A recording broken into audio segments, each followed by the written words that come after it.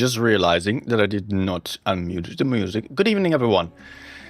I hope you are doing fine and that you are ready for some tournament stream again. I still did not share the stream, so I'm still having to do one or the other thing right now. So bear with me for a bit, please. And I'm just loading the YouTube page. Okay. Oh, super loud trailer of the starting game in the background.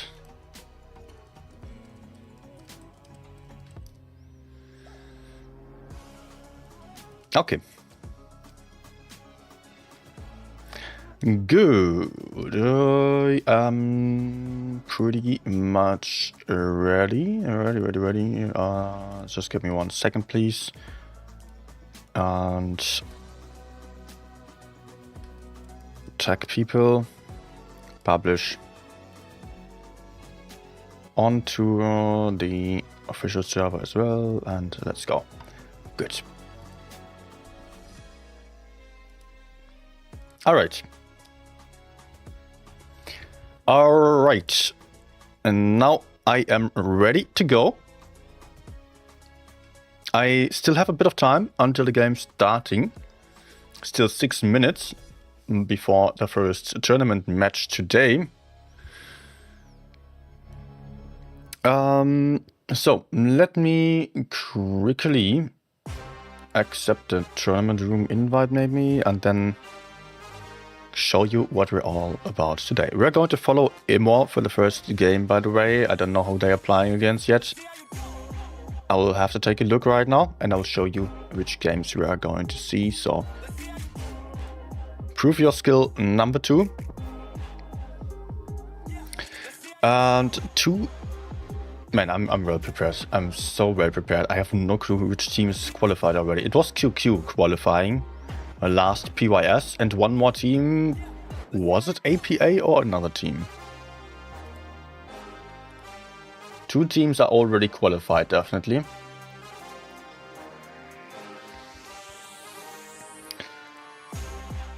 And today we are seeing the Echelon group. Give me a second. So let's show you what we're all about today. We are going to see Echelon down here, who is playing against WHO first. There is also BPS on the same group, which is the low C team, which was doing very well last seasons as well. And then there is LAV on top of that, also a good team for sure. Many other brackets here. Aqua is also covered on another stream. That's the stream of Amonat. In case you want to see those games later on still, then you can feel free to join in over there. Highly recommend. But I want to quickly actually see what's happened here on last tournament still. Tournament history. Let's go for PYS number 1. APA won on the grand finals. Okay, so that's the grand finals of the other group that we had the last PYS, meaning that APA and QQ are already qualified for the main tournament, the Pro Tournament, top 8 tournament basically. And the others are all trying their best. Just very quick for the tournament format. We do have 3 PYS tournaments, which are the Prove Your Skill qualification tournaments, which last 4 days each. I'm only streaming the 3rd and 4th day of each tournament because that's where the exciting games are happening, where the good teams are meeting each other. And of course, it is not easy here for them to make it to the finals and get to the grand finals, where they can get their invite, their ticket to the top 8 by winning in one of the 2 groups of each PYS. 2 more teams will then proceed to the grand tournament just by the amount of points that they gathered. If they played well and managed to get to the grand finals without winning even multiple times, then they might have very good chances of still making it into the top 8. We could just see Immor were already in the grand finals last tournament. So in 1 of 3 they made it into the grand finals, which is very good for the amount of cups or points that they gathered for playing it well. Then of course they are still having the chance to win today, or on the next PYS we will see. Maybe. Okay. Hey everyone, by the way, we do have a couple of battle passes and also some fan containers for giveaway today again. So stay tuned for those. I think I will just start the first giveaway. I will do so on the Discord server though. So I will create the giveaway over there. And let me just start it right now. I still have 1 minute as of now. Giveaway 25 minutes for the first one. Battle pass. And also make sure if you're participating in the giveaway on Discord to use your in-game name as a server nickname, because I want to make sure that people are not entering multiple times with different accounts, just to keep it fair for everyone. On top of that, just so you know where to find it, go for the Discord server, then go to the giveaways channel. Rather easy it is on top, and there you can just press enter by clicking the reaction to the message I just posted. Where is my chat suddenly? Oh, there it is. Good, let me just put the Discord server into the chat again. And let's focus on the games for now. WHO, or who, is playing against Immor here. We are on Dynasty's Pearl, a map that is often played with a ton of heavy tanks, rather no lights or mediums, which is the exact same approach that both teams are going for here on this lineup. Where are my buttons? There it is. Okay. And also both teams are rocking a lot of AMX M4s. Both teams are playing some FE215Bs on top of that, 2 on either side here. Then there is where the discrepancies are starting to evolve here, with the Super Conquerors being chosen by the team of who, while the team of Immor does have 1 IS-7. The IS-7 usually heads towards the middle of the map. Might also be used for a quick C push. Yeah, it looks like it. Looks like the IS-7 is intending to go towards the C-cap straight away. But who is also coming towards that? So the IS-7 will have to be careful. It's not going straight in. That's a good call then, I guess.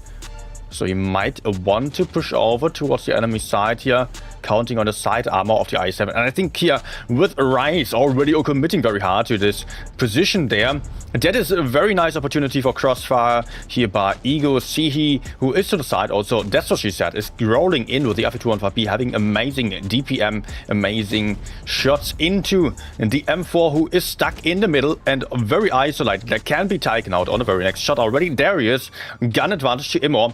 Very easy kill here for them, as who has not been in position that greatly in order to come back here in terms of damage and also kills. They are down 2 tanks by now. Immor 2 gun advantage, 3 gun advantage at this point as they are proceeding with the push.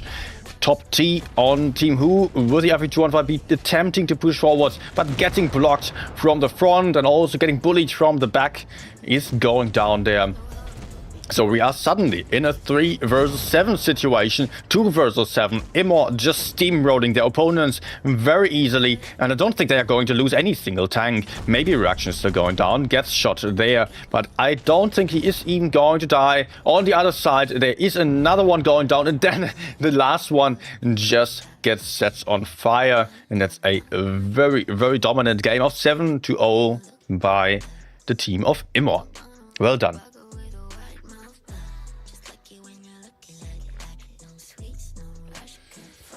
That was the warm-up here. We are probably in a best of 3 situation right now. So this one game might already count a lot for the outcome.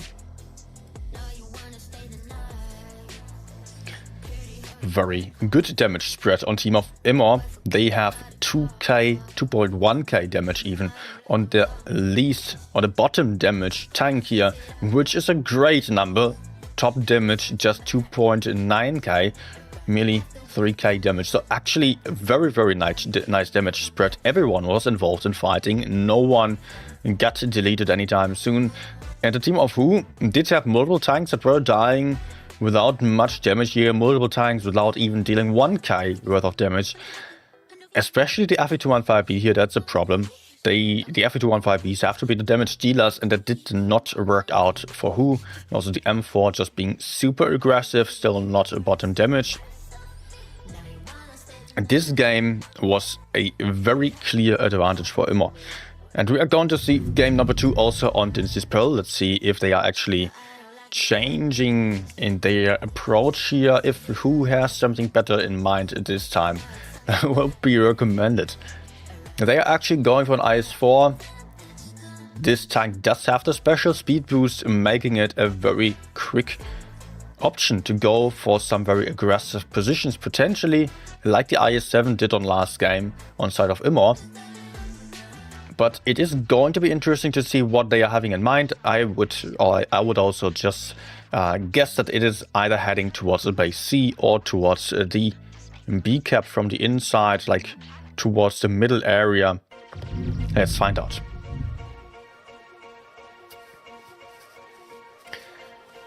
On this game we can see also some less M4, AMX M4 focused lineup of the team of WHO, with only 2 of the M4s, some more FE215Bs, IS-4 Super Conquerors. Then there is the team of Immor with a good hit point lead by about 700 from the start on, just due to choosing some more AMX M4s and also some Kranwagen on top of that.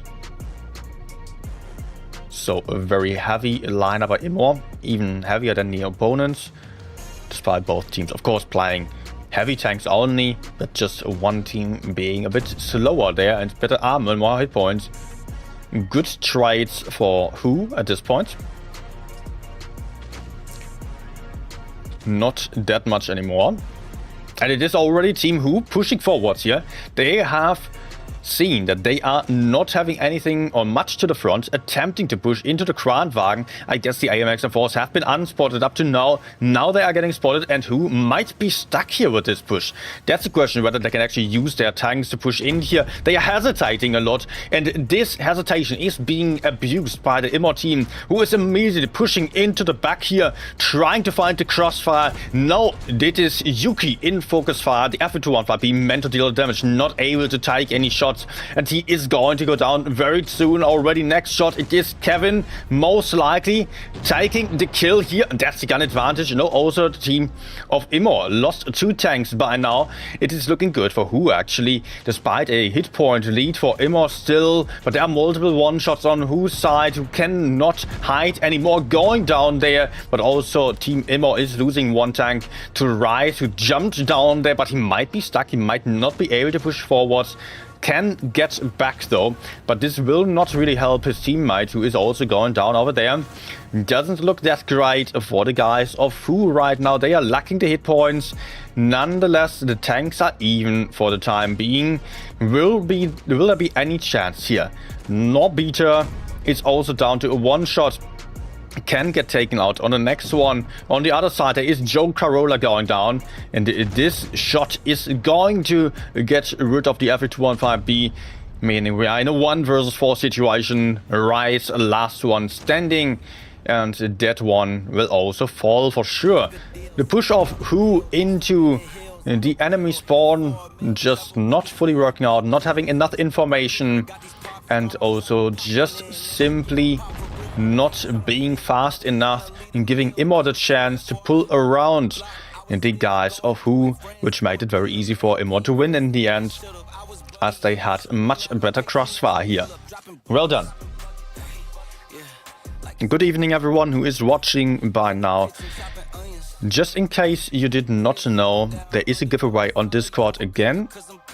So if you want to participate and want to win some battle pass for the next month, then join the Discord server. If you're lacking a link, you can just check the chat or write !Discord and check out the giveaways channel. Make sure to use your in-game name as a server nickname in order to participate though, so we can avoid multiple entries.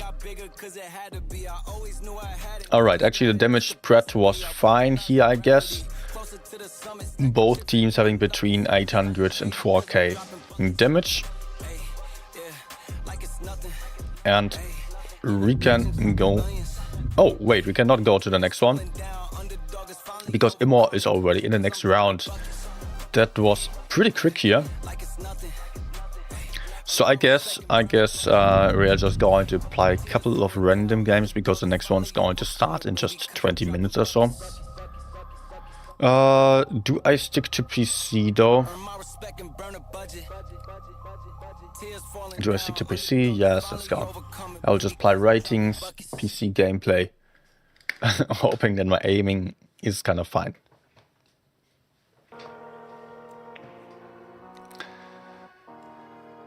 Alright, lots of people joining in right now. Good to see you guys. Hope you're doing fine. Of course, we're having a 3-minute delay, so I'm not entirely able to respond to everyone individually, but I do see your messages.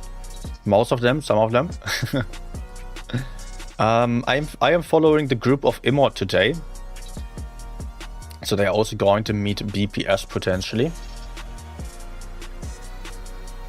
I don't think it's worth even looking at the results yet, unless BPS might have, of course, also steamrolled their opponents. Not too unlikely. BPS is the former low C team, by the way.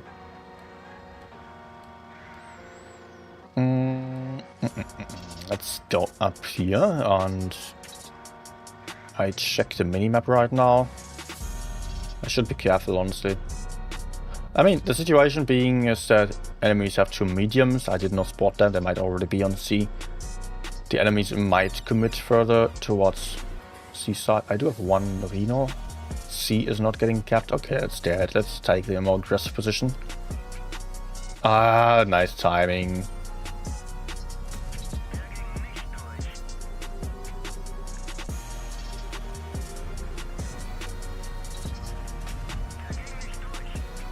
I guess I'm just going to run. Honestly, that's not good for me. These no good, these no good. But what the hell? Mediums? Now they are on C. That took a while. But we could just clear this side. I can leave the Rhino alone for a while. GG. Nice push by the Hori. He even had a pro camo. There is a Fosh, but I think he is probably alone. Yeah. Batshit camping. Sure.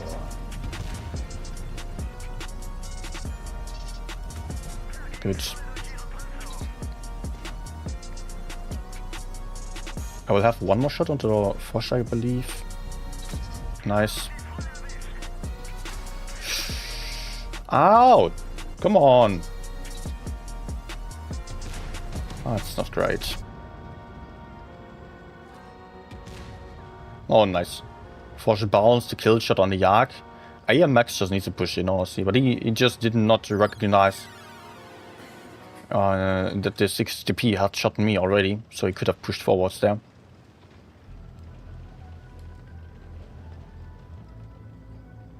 I have no idea how I ping a position now. Dude, what the hell? PC shortcuts.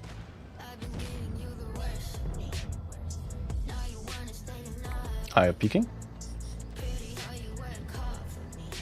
T22 here. I guess I'm dead.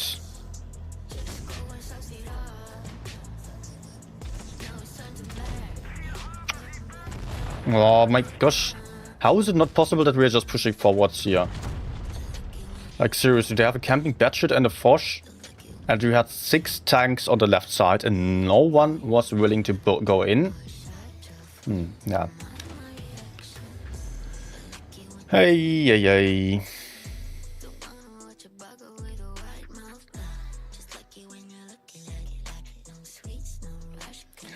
Okay. Hi everyone.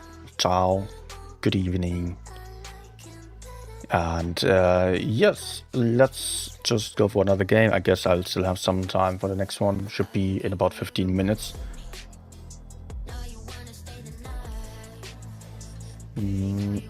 Let's go.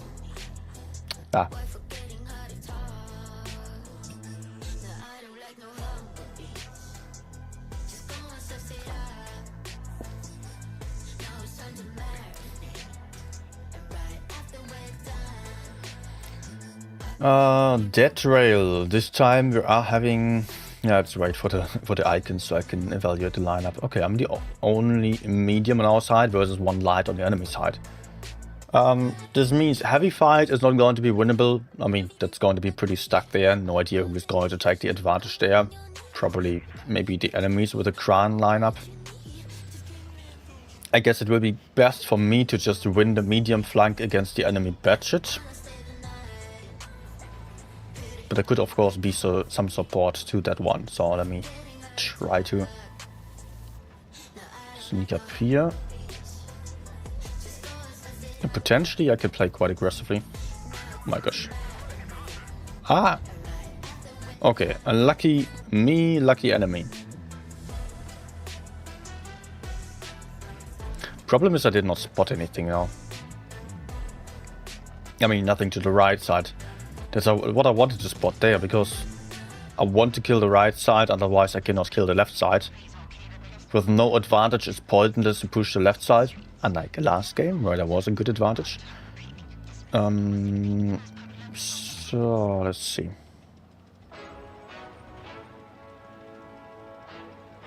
I did not spot the budget yet. Let's try blind shot just to see if I get spotted upon shooting. No. In that case, I need to increase the pressure because enemies are just ignoring me. I might do 2 things right now. Either I go towards the middle and crossfire the Kranwagen, or I push deep down into the enemy spawn. Going towards the middle is riskier, but might be more helpful to my teammates. Let me actually decide for just that. They don't have any camping TDs, so if it's like budget only, that's fine. Oh. Okay. I'm not entirely sure what module was damaged there on last shot by Kran.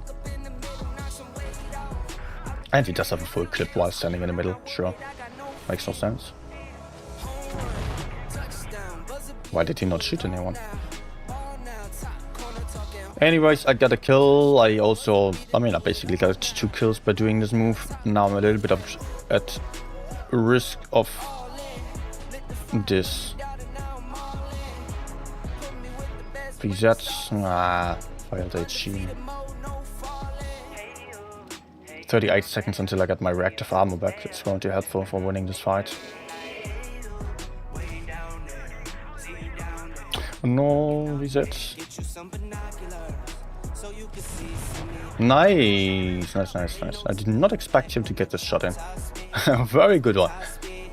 That saved my life. Oh my gosh. Just a quick glance at the chat here. And immediately I run into this goddamn thing there. Okay. Let me quickly see when the next game is starting, just so I know for sure. But I expect it to start in 10 minutes. Or then I have the room invite at least.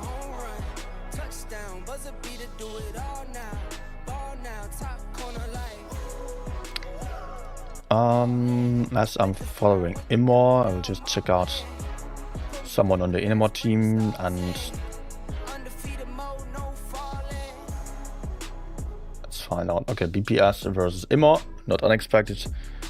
In 15-14 minutes.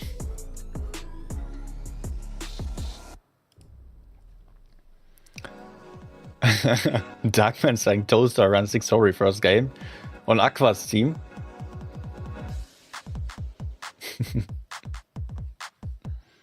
I would have liked to see that.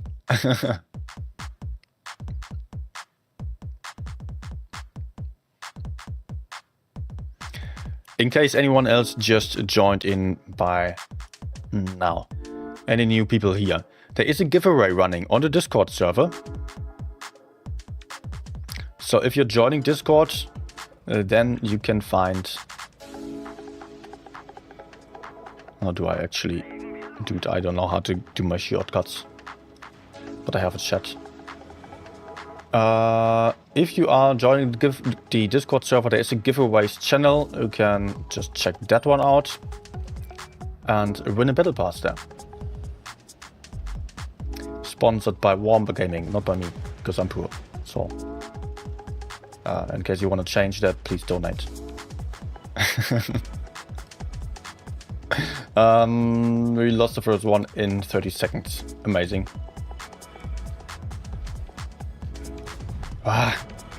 Medium over there, lighting over there. Enemies are all over there. We lost 2 tanks within 40 seconds. Jeez. If they maybe just used their brain and did not play aggressively to that side. If they were playing Streetswagen and T95E6. Both of them rather heavy weakly armored tanks. They went alone for the heavy side. Oh my gosh, and that was just as stupid, honestly. The risk of taking this shot was far too high. Nah. And then I don't aim for the track wheel.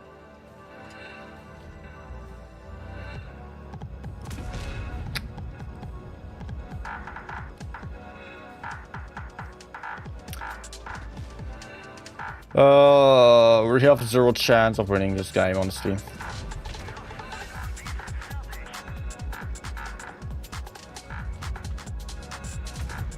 Nice. Okay, both shots.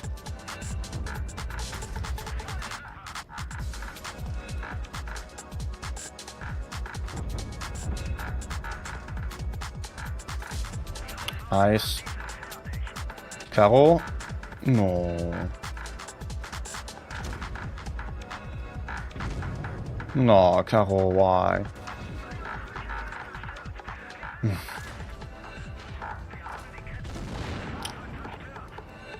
Yeah, okay, even if I did not lose my points there.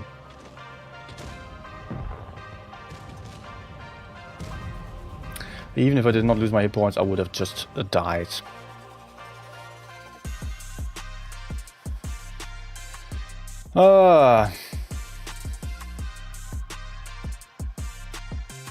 Let's go for... Maybe I can play 1-2 more games, we'll see. Unless the game is loading forever. Let's see what I'm applying actually. Let's go for Reno. Great tanks for rating games.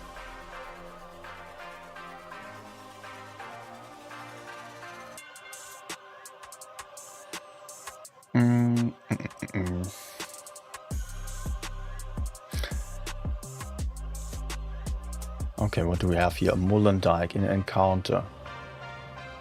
Probably going to be a game that's all played for the medium side and based on the lineup. Only 2 heavy tanks on either side. So I am just going to go med side there.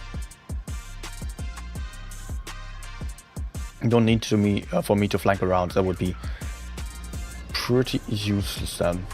I guess many people would do so, but yeah. Just don't flank around if it's a medium lineup and you're playing a slow tank. You're just wasting your time. So let me just go over there, play rather aggressively, I guess. Nice move, nice move, thank you. Good teammate, good teammate.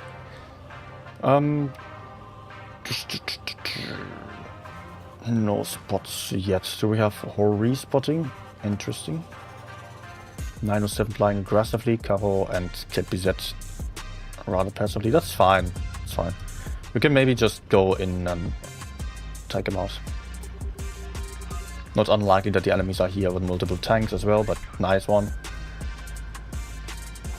Oh, because... Well, okay, I will just reload the second one and then I just focus the 907.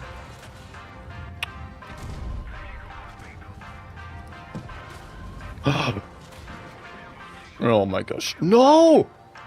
Oh my... Fuck you, man. Honestly, dude.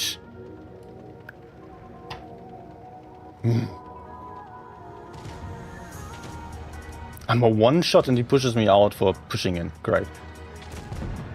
Okay. I'm alive. No need to rage. I will just focus on my gameplay.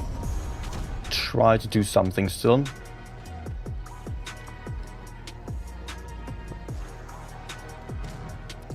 But let's go back here, because looking at the situation to the front, it's not going to work out to push in. You know what? Let's cross over back to spawn, try to help the Kranwagen kill the Rhino.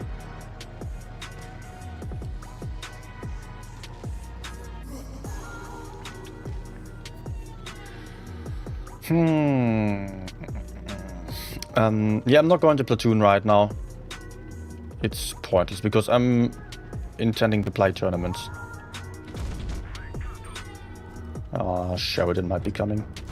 Nice one. Good. I guess that helps.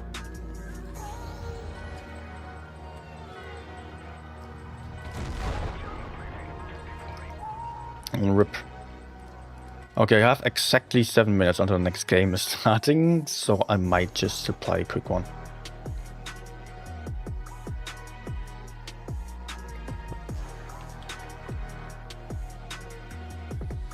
Delay stream, killer still saying yes. Today we are of course having delay because of the tournament that's needed.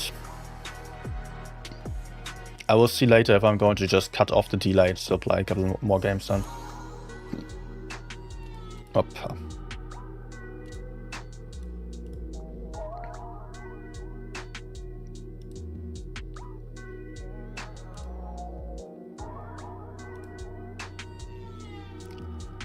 Alright. First giveaway is over, but we're still having some more giveaways. Stay tuned. We're still having we have 4 fan containers and 2 more battle passes for giveaway.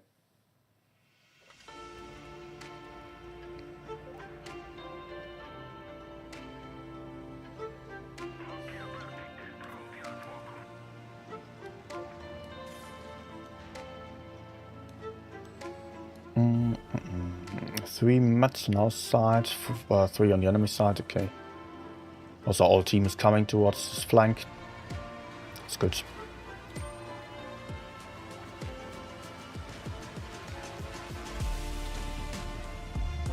Okay, dude. No, not exactly what I wanted to do, but I mean, I could track with the damage. No. Good.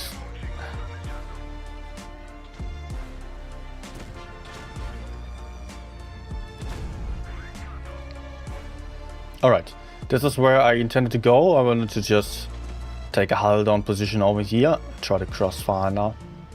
I expect enemies to all be here actually.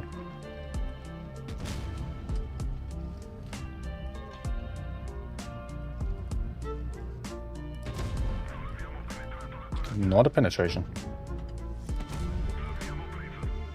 Sheridan not coming towards my flank yet, so I could still... Actually, I'm going to reload because otherwise I lose my DPM, and I think I have a lot of shots available here.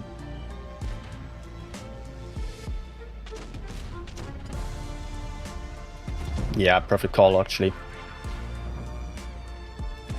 Nice.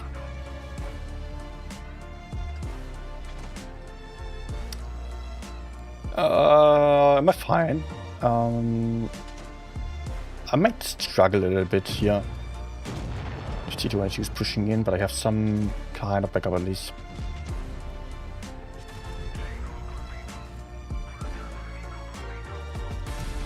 Good. Oh, and he missed.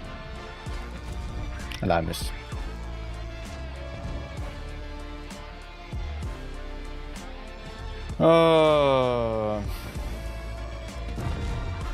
Okay. Okay, last one. Good.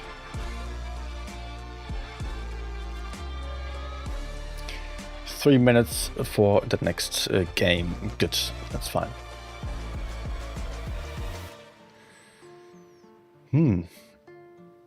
What be rage normal? Yeah, man.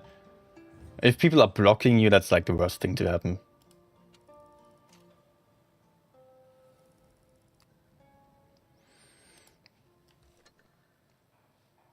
Alright. Tournament room is in. In BPS, aka Low C versus Immo. Looking forward to it.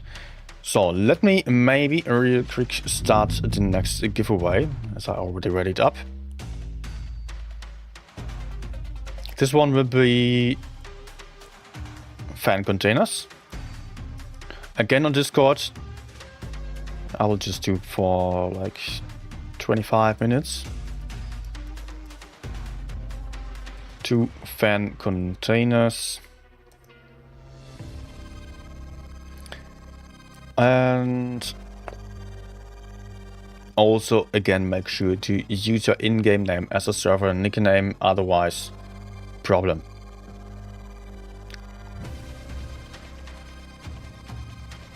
Okay, I'm ready and I can show you the tournament room and now.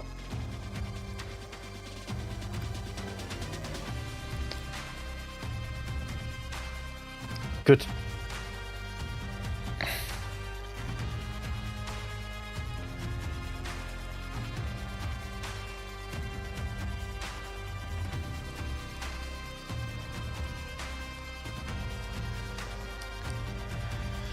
Alright, so we are having a new game here on Hellas. So now best of 5 this time, not the best of 3 anymore. So 3 wins are needed in order to win this encounter and get to the next round. We are seeing BPS, Low C, I will just stick to BPS from now on, playing a Hori, playing also double, triple S-Conk actually, Concept 1B and a T100 light tank.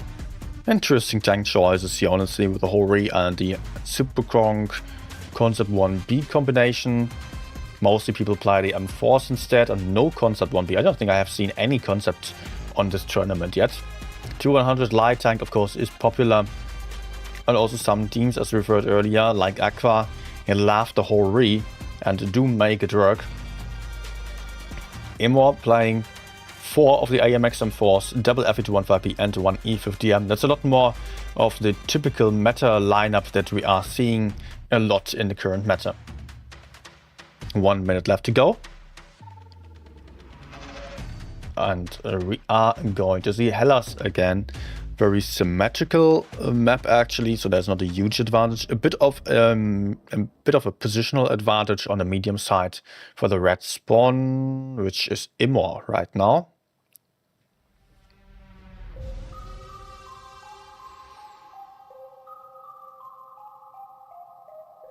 Jamon Ganda was asking if I played rating or regular.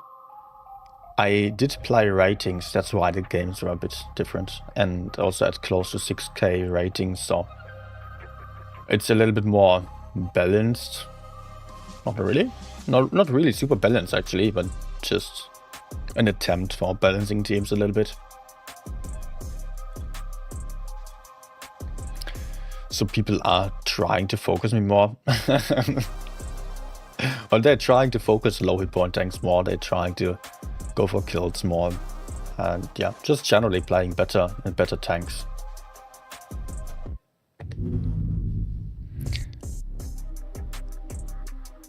All right. Now I see the new naming format here. I was seeing that already with one of their team members. I got tier 2, tier 1, tier 3, tier 4 in front of the name. Salut, va bon. Let's go up. Someone shooting down a tree. and getting to spot the A cap carefully. Punisher is just going to stick around there in the back. The Super Conqueror lineup heading towards the C cap. T100 light tank in the A cap, just going for a quick cap over here. Amor mostly running towards base C, by being careful. So both teams are going to meet out over here, going to fight each other. And as said, here the north spawn, or the red team, it is now blue, does have the advantage in this position, is better hull down than tanks are over here. But I don't think it's going to matter all that much, because people at this level are not trading one-to-one frontally. They are rather trying to just go for some clever pushes. Hey, I noticed my free cam mod is not working anymore. I cannot move up anymore than this. There has been an update, yeah, okay. Let's focus back on the game. Amor holding over here, but losing some hit points. Kevin and also Comorium, not the healthiest anymore, but Amor is going for a push. Amor is moving in with the RF215Bs. One of them is being spotted. So BPS will be well prepared. Comorium already going forwards, but Punisher might still be in trouble. Might get punished, actually. This is not good for Punisher, who is right in the front. Amor moving up aggressively. There will be a counter push on the other side, as BPS knows that they have an advantage over here by now, and they're going for it. They are sending it in there. The tanks are moving, but they are still losing some time. At the same time, Amor has to play more aggressively over here, because they are losing multiple tanks over there. They are going to lose 2 AMXs, and they can absolutely not save them. They're probably also going to lose this 3rd AMX. While BPS is still holding here, Amor has to get some kills in. They have to be just as fast for killing those 3 as they are losing 3. As it is a 3 versus 4 over here, a 3 versus 4 over there as well. Hit points actually in favor of the Amor guys right now. Tanks even. This push is being stopped quite effectively here. The smart play on this map usually is to just move back there into this little ditch and hide out for as long as possible. Another kill shot fluffing there. Reaction still alive, getting shielded by his teammate, but also jaking it on the M4 is not going to last longer. Both of them are out here. Now it is Finsex here just sitting in the open, getting pushed onto by 4 tanks. Also Dennis is not looking like he was in the best position, not necessarily. Maybe he could farm nicely. Tanks are actually in favor of BPS low C for the moment. Amor still has the hit points on their side, but they are about to lose another tank, meaning they are ending up in a 3 versus 5 situation. 2 of the enemies are one-shots though. One of them is God, who can get killed very easily. Just takes Nietzsche. And over there is the Super Conqueror in the position, holding hull down, trying to survive here. Also a one-shot though. Does Amor have any fast tanks? Do they have the option of pushing in? And they are pushing in, but in a wrong way, in a faulty way here, where they cannot move in safely. And Dennis getting taken out. 2 versus 5 right now. Hit points have been still on side of Amor, but they are not going to be able to hold them anymore. Comorium here also moving too far into the open, getting pushed onto by the T100 light tank. Also Amadeus jumping down just on time and still able to put out another shot there. And that is BPS winning this game in very right. It was close. It was definitely possible for Amor to win this as well. A bit too much hesitation probably. They had to go in there on the Hori, etc. And they knew it. They just tried it out straight, still try to play it safely. Maybe it was also just too ambitious to push into such camping formation. In the end it worked out, but just not in the way that it needed to work. 1-0 for BPS.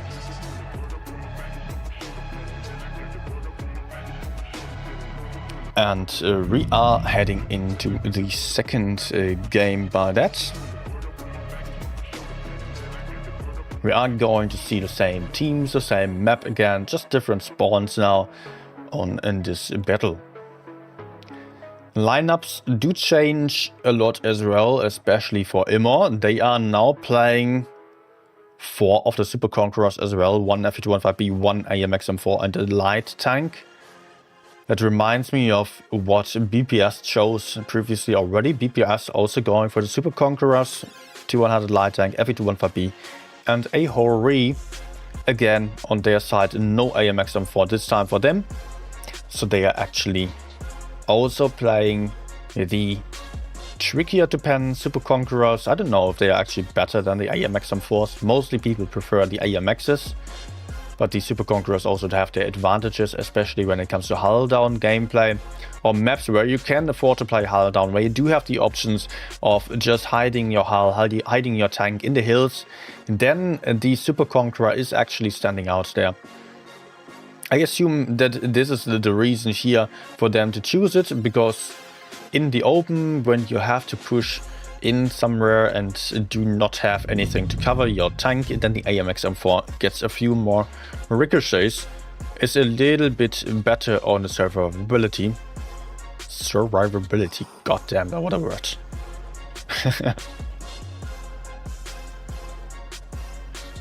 And we are starting. Immor to the right. On the blue team, BPS on the red team. Very similar lineups. Similar strategies as well. Again, 200 light tank usually being used for the quick push into the cap, because that's very easy, very safe to do. Some blind shots flying in, nothing connecting though.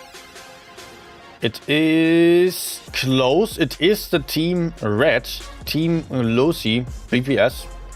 Having the cap first. Close call here. But it is possible to change in just one... Oh my gosh, I want my free cam mod. That is possible to change in just one shot. One little second of dropping into the cap to stop the bases from getting any more points. Stalemate over here. Maybe Immor has a bit of an advantage, actually. Oh my gosh, Ego getting tracked in the open. Losing half the hit points, and that's it with the advantage for Immor over here. And he gets tracked again. He might be done with it. He is done. He is getting taken out already. That is one gun more for the team of BPS. Immor, on the other hand, can take a base C with a 200 light tank that is small enough. Yet the BPS guys have 3k hit points more, and they can make some pushes now. Maybe it would honestly still be possible to take out the Super Conquerors here. Nah, I don't think so. Not worth. Hori standing right behind, the Fe215B standing behind. Hitsune now also stealing that C-cap, greedy move here. But he's not going to get punished for that. He does have cover. No one is there who can shoot the T100. And that's a free cap for the T100 again. So BPS now with 2 caps to 1. And also 1 tank more and 3k hit points more. This is looking very good for BPS. Comfortable advantage. But Immor, on the other side, pushing in here on Punisher. Let me get down again here. Punisher, oh my gosh. Punisher getting pushed onto by Gamorium and Reaction. Also, there is another one coming in. That is one teammate of Punisher and another teammate of Punisher, the Hori. They are suddenly in a 3 versus 2 situation, ganging up on the Immor team. And yet it is Immor taking out one. But this looks like Immor doesn't have the tanks ready to help here. T100 is also trying to support with some shots and having some great DPM from behind. Having the crossfire into the Fe215B, but without him taking any damage, Reaction is going to go down in just 2 shots. The Hori having one big one into him. The Fe215B most likely taking him out. No, it is actually the Fe getting taken out. by the T100. Nicely done. Reaction still alive, and also another one has been taken out. BPS nonetheless on a great advantage in terms of hit points and also cap points and hit points. Oh, actually, was the light tank here was the BPS light tank just taking out the enemy light, and I just missed that situation there. So this game is looking very strong on the side of BPS once more, as we are seeing the last 2 tanks remaining over here, as the 1000 points are ticking over. GG. Well, let me actually see if I can quickly install the mod again to have my free cam back. That doesn't take any long time, so I might be able to do so right in between the games.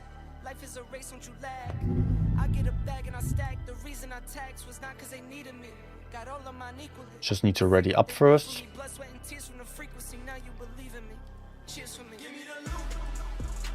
One minute 30. Okay, let's go.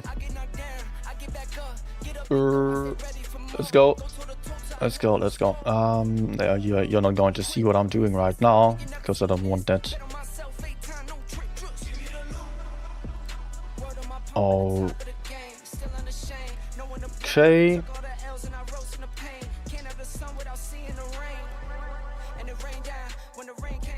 Good.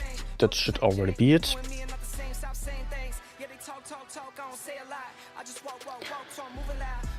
Okay. What is in?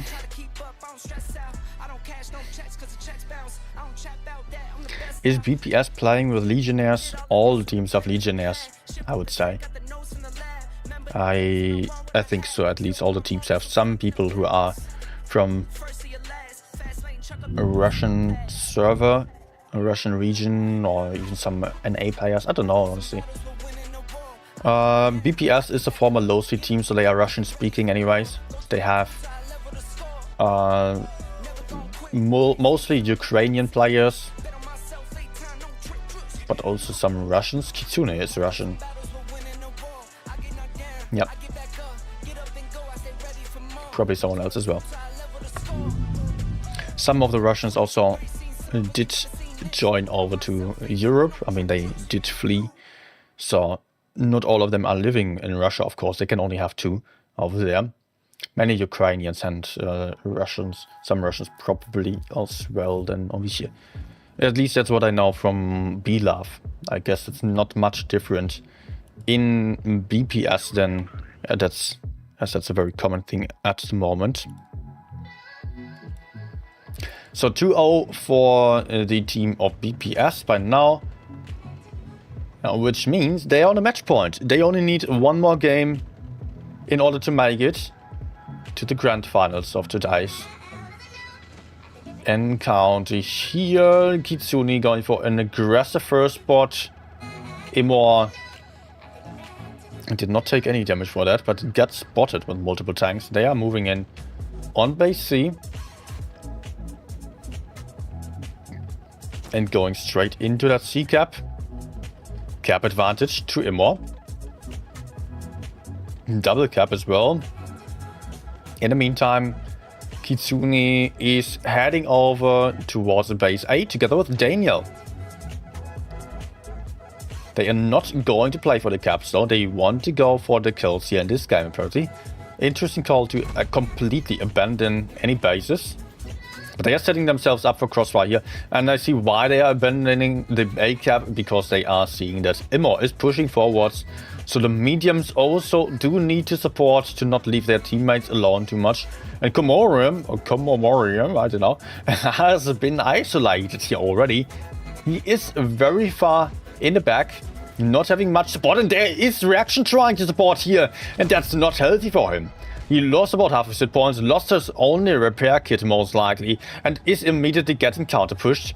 God and Daniel are rolling in here with the E50M and also the F215B. The Batchet is coming in to support with that clipping potential right into the back of the E50M. Going to be some nasty low rolls there with the reactive armor and a very low damage output of the Batchet, but the E50M has been taken out.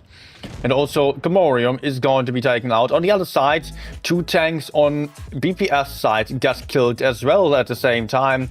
So it is not any advantage to BPS yet. It is actually Immor with the advantage on the hit points, but just by a very thin margin. They are also maybe losing the next tank. The E50M trying to just block the AMX from dropping down onto him. But he was able to push him out, put that shot into the turret, nicely aims there, hypnotizing, doing a great job of killing one. Now being in a 1v1 can buy some time to his teammates, as the main fight is going to be decided elsewhere, I guess. God is there to support the E50M, so he can put in some shots into the back of the M4. Looks like tanks are still even. Hit point lead is negligible, honestly, right now. Daniel has to make sure he does not get picked up. He doesn't even have to do any damage anymore. He just needs to survive and waste the time of the AMX M4, so he's not gaining back any advantage there. But now it is the blue team of Immor with a hit point lead, but a tank disadvantage, so the hit point lead is going to be obliterated very quickly as well. Finally, BPS is at the advantage, also having more tanks. Hypnotizing just got killed as he still had 6 hit points remaining. 3 versus 2 though. Immor still having cap points, but also that is changing by now as Daniel is taking base C. Gitsuni also still having a lot of mobility, is able to run away, is able to crossfire, potentially could take base A, but that's not going to be his goal, as he does have some very, very nice crossfire and might get a shot into Kevin. Nope, he does fail the shot. Was a close call there. And that was also the last shot he had. Still, the tank has been taken out and it is now only Jaking it, who is going to get killed by God. And that is, again, BPS winning the last match in this encounter. Strong performance overall. Did not mess around here. And really, Lucy looked like, BPS looked like being in a good form here. Lovely games.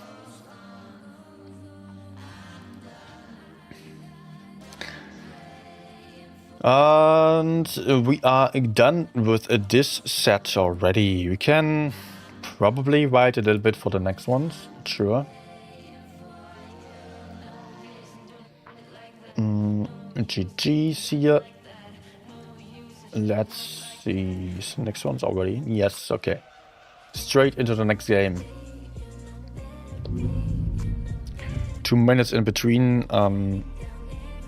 There is still a giveaway running on Discord, by the way. And I'm just starting the next one.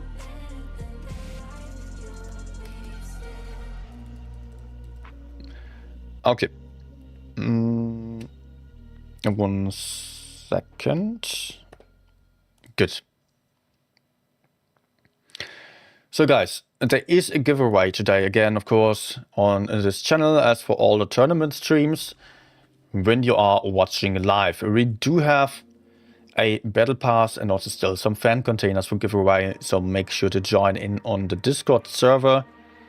Link is pinned, or not pinned, but link is in the chat, and you will be able to find a Discord or a giveaways channel there where you can just press a reaction in order to participate. Good luck. And I can just go back to the gameplay and show you the next room. We are seeing Immor again and Team Love. This is now the lower bracket, as Immor just got killed in the upper bracket. So Immor still having a second life, but this is the last one now. Now they are playing against Love, where they are having to fight for the entry into the grand finals. where it is about to beating Losi, aka PYS. And PYS looked pretty much unbeatable so far on these games here that we've been following. And again, the winner of the game against PYS in the end will be heading straight into the professionals tournament, the top 8 tournament, which does play for a prize pool of $35,000 in total, which will be split up on the best 3-4 teams, I reckon. Very clear winners today. Also, Immor won the first games without just suffering much. This time it has been PYS going for a 3-0 steamroll game, and now we're seeing Immor versus Love. Okay, just I'm just seeing Nikki was also on Love actually for a while. That is now playing on Immor and being on a bench. Ba ba ba ba.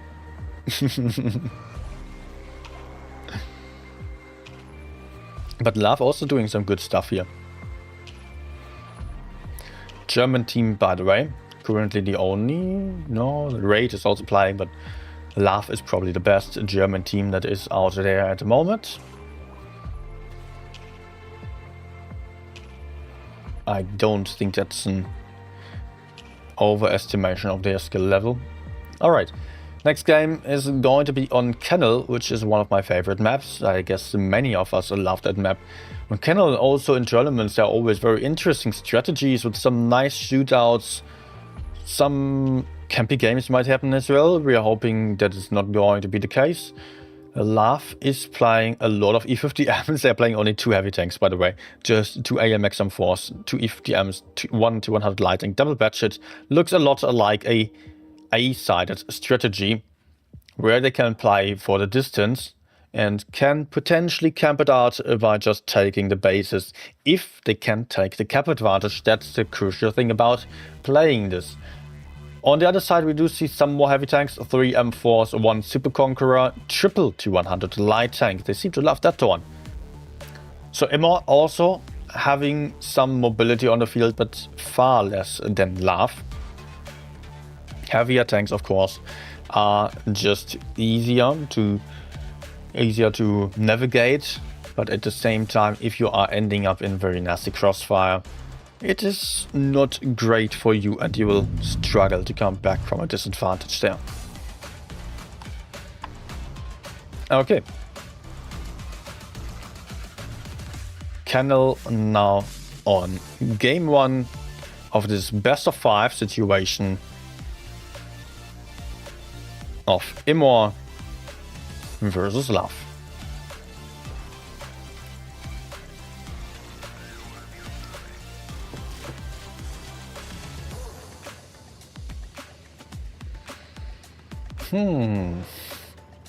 Love going for the D side though. Surprisingly, not playing out their mobility on A, doing the counterintuitive strategy. To 100 light tank, still moving up to spot base B. Did get some spots in, so he's not able to cap the base, but he got in some crucial information. Base C has been taken first. Great crossfire there by the batchet. Couple of tanks being stuck in the water in the canal now, but can actually escape. Not a huge deal here. Base A is being taken at the same time by Comorium. So cap advantage for the team of Immor. Love on the back foot, having 1k hit points less, have done some better trades so far, but they are having a very light lineup without armor, and they will have to push, which is the very tricky thing to do if you're not having the heavy tanks on your lineup. So it's going to be interesting to see whether they are going to make it work. They are currently stacking up for a push over here, which is going to be very tricky to do, as Immor has a ton of tanks here. I mean, it's just actually not too much to say that it is going to be impossible for Love to push this side. They are just going to die within seconds. Now they have some more information about it, and they will have to make use of that information and actually relocate. And they are immediately turning their tanks and seeing that they have to do something else and go for another side here. Nonetheless, it is a T100 light tank attempting to cap the base, getting spotted though, taking a lot of shots, getting double tagged there. Detested, still attempting to take the base. Gets decapped as well from the corner here by the T100 light tanks, who do have some shots there. And another shot into Detested. That's not great for Love. That is not great at all, because they cannot afford to lose any more hit points. But also, Immor lost some HP as there was some crossfire here. But the caps cannot be changed in favor of Love, as they are approaching the other side with the E50Ms. But is that going to work out? I don't know, man.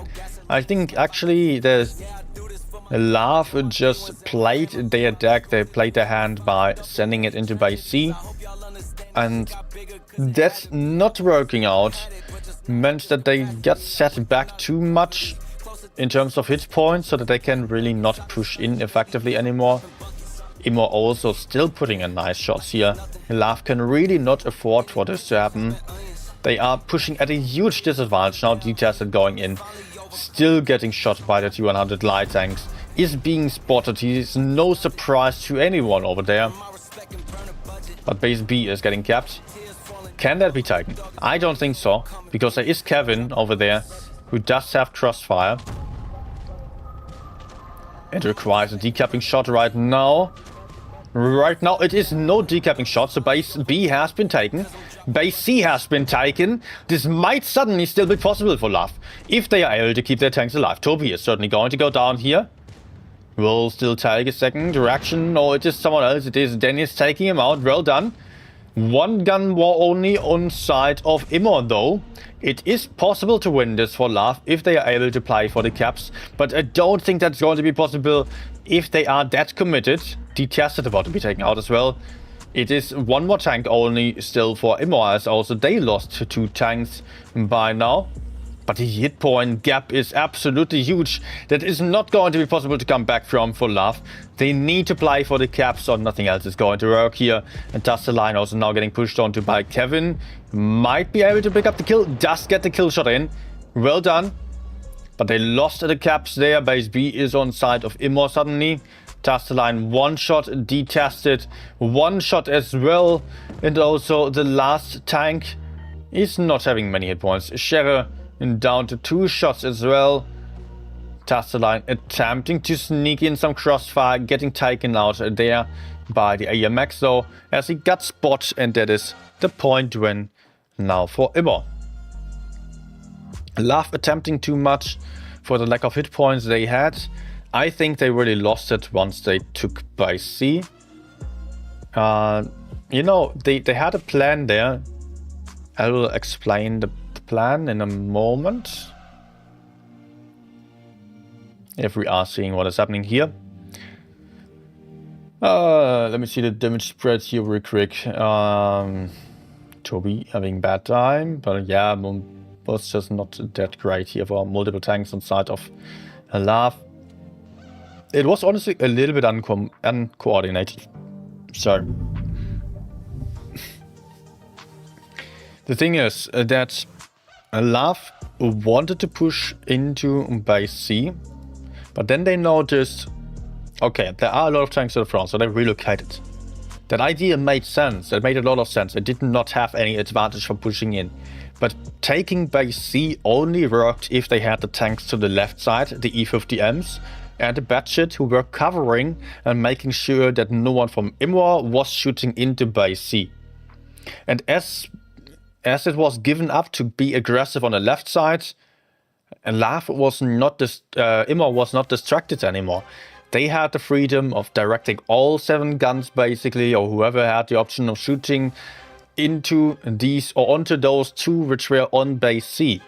So that's a massive gun advantage by that. The others of the Love guys were all relocating, like the E50Ms. They were not really in great positions there. So either I think that the E50M should have pressured a little bit while there was the approach for taking base C, but that was probably not working out, especially after there were the spots. That was just putting the team at a disadvantage. So probably they should have just taken the approach of just relocating completely, pushing the B side, maybe going all the way towards base A, while pushing or taking base B and taking base C at the same time. I guess that could have worked out potentially, as they could have completely ignored the heavy tanks which were camping behind the C cap here. But that was not it. That was not happening. And it is now Lav on the red spawn, applying some batshits again, triple batshit this time, and also an RHM. T100 getting decapped on base C is unspotted though. There was a blind decap actually. Still there are some shots flying and now he does get spotted. Yes, he does take another one by the 200 lighting, so he's also going to be spotted for another 10-15 seconds. Also a lot of hit points have been lost. Where have they been lost? Cheryl lost hit points. Over here some hit points were lost. Good start to Immor with a shootout of base C. Stacking up the tanks there to punish this C cap. 1v1 in the middle by D-Tested versus Kevin. Fluffed shot by D-Tested into the cupola. But there is some support from the side here. No, actually, that's Immor's support here. Kevin has to hide from the other ones, though. But currently, it looks like it was detested to win this 1v1. Just if both teammates or both enemies are hitting each of their shots, then it should be a win for Lav to get a free kill. Caps, by the way, are in favor of Immor. They have two caps over here. They have base B and they have base D. Against one on the enemy side, Lav did not manage to pick up a base C due to the nice decapping shots of Immor. The gun advantage to Lav. Hit points though. Oh, look at the hit points. Immor has 4k hit points more on their side. You can see it on top. They have 4k hit points more. They have the caps as well. Gets more than one tank, maybe two medium tanks even worth of hit points. Or 1.5 heavy tanks. And we can see some movement. Lav is attempting to go for some push. But Cheryl is also down to 2 shots already. He has to be careful, maybe 1 shot even. Push going in. They need to focus the T100s. They need to get rid of the T100s, otherwise they are in bad trouble here. But crossing over is going to be risky. Oh, just taking a lot of shots there. Has to hide now. If that's possible, that's going to be great. But the batshits have to do the trick and finishing in the T100s. But the T100s managed to escape, so the crossfire is going into the Super Conqueror, which might mean that the T100s are pressuring back immediately. Yes, they are pressuring, kind of. Looks like the light tanks here now have some great crossfire and can maybe survive for a bit. Maybe can then run away. Lav on the other side, losing this fight as well. So they cannot turn around. They have to push forwards here. And that's what I mean. They did not really, although it was very promising here, to just go for the crossfire. They have to get rid of the light tanks first. And without that happening, they have the DPM in the back, the mobility, just taking out the fast tanks, while the heavier ones were focused. But of course, it was not a great advantage for Lav to go for this approach of pushing towards D and chasing the 200s. That wasn't that promising, honestly. It wasn't looking like they had any advantage. Especially with the lack of hit points on their side. Win number 2 for Immor. And we're switching maps by that as well. Oh, just on the RHM. 6 shots, only 70 damage. Maybe some HE damage, I don't know. Some decapping shots as well, or attempted decap. splash damage. I don't know what it was here. There was just not much that Dusty could do. But anyways, pretty big hit point gap in total. 2-0 now for the team of Immor.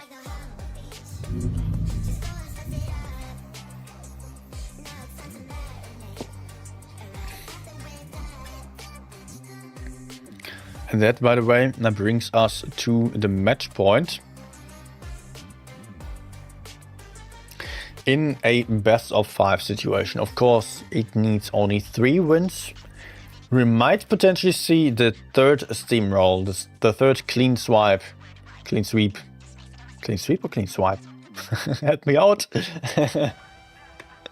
As Immor is about to maybe cook it, maybe make it straight to the grand finals, where they could get their rematch against PYS Losi.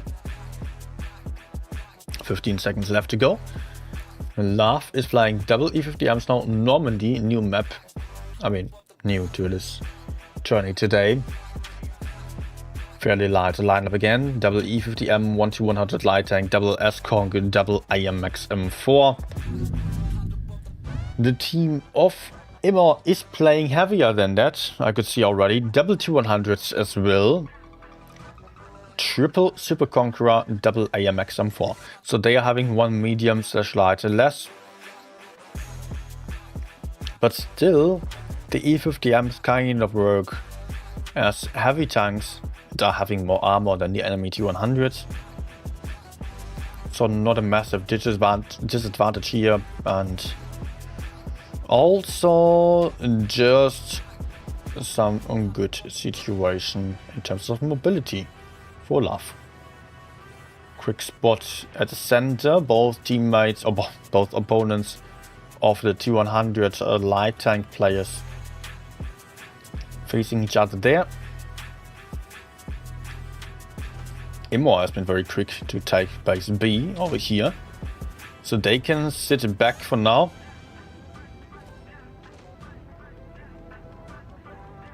And we are seeing Immor getting a little bit more aggressive here on the heavy side. Love is falling back a little bit. Still, Immor has great advantage over here as well. They're having good positions. Passive position with the M4. Good map control here. Covered by the 200 light tank. It won't be easy to kill the M4. Probably best to ignore them. Hit points still roughly neck and neck. Both teams lost some hit points. Love will have to do something. But currently they are doing a very mirrored strategy of Immor, just having slightly worse positions. Slightly more passive positions, especially if we are checking the minimap, we can see that. Or if I just go towards the middle of the map. Just like this, we do see that Immor is more aggressive from the right to the left than Love is from the left to the right. Which also means that Love has the option of just holding this side with merely 3 tanks. Holding 4 tanks up there. As they're also trying to take base A. But that's not going to work here. Love has a lot of tanks here. And if more are spotted there, then Immor might try something on the high ground. Maybe not. Maybe not, as it's actually not that tricky to hold down here, I reckon. Love is seeming to lack the options and ideas here. And Immor is getting more aggressive. Immor potentially taking the plane area. Often a brave call that allows for some much more aggressive positions though. Love now sending it on the river, on the beach here. Just going to flank around. Going to go for the kill of reaction. But they are having to commit hard to this. And it's taking them a long time to push the river. And Immor is immediately counter-pushing the other side. Immor going in now here with the T100s. And the Super Conqueror detested already on half the hit points, down to 1k 600 hit points. But now the T100 arriving in the back, having that crossfire. That's what she said. Does get the kill shot in. Nicely done. Gun advantage to to Immor for a moment, but also Lav got the kill in just at the right time. Hit point advantage to Immor. Lav not looking too good here. Next tank on side of Immor is going to go down. On side of Lav is going to go down here with their Kugelsack about to get killed. Big HE into his back, and there he goes as well. At the same time, Lav is struggling to push back here. They are not having the hit points anymore. They have to move up the hill, not having the higher ground advantage. Going down always loses a lot of time. And Unil Tyranno is being taken out. Castelline together with their share trying to push over here to get the light tanks out of the game, but it's merely a 2 versus 5 situation. Not much of a chance for Castelline anymore. He still put a nice HE into the back of the T100. Gets taken out right after though.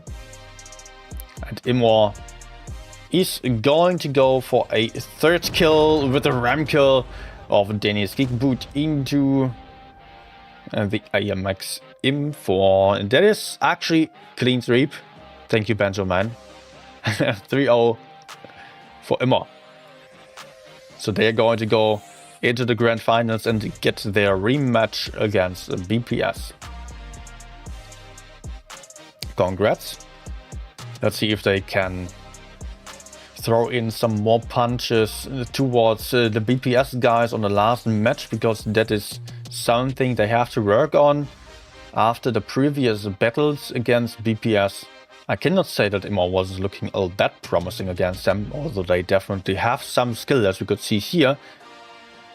I don't know if the skill gap towards BPS isn't just all too great. I assume the next one starting right after. Yes.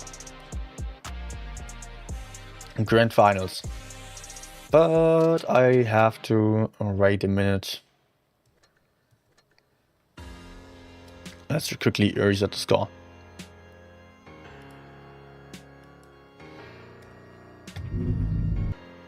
No.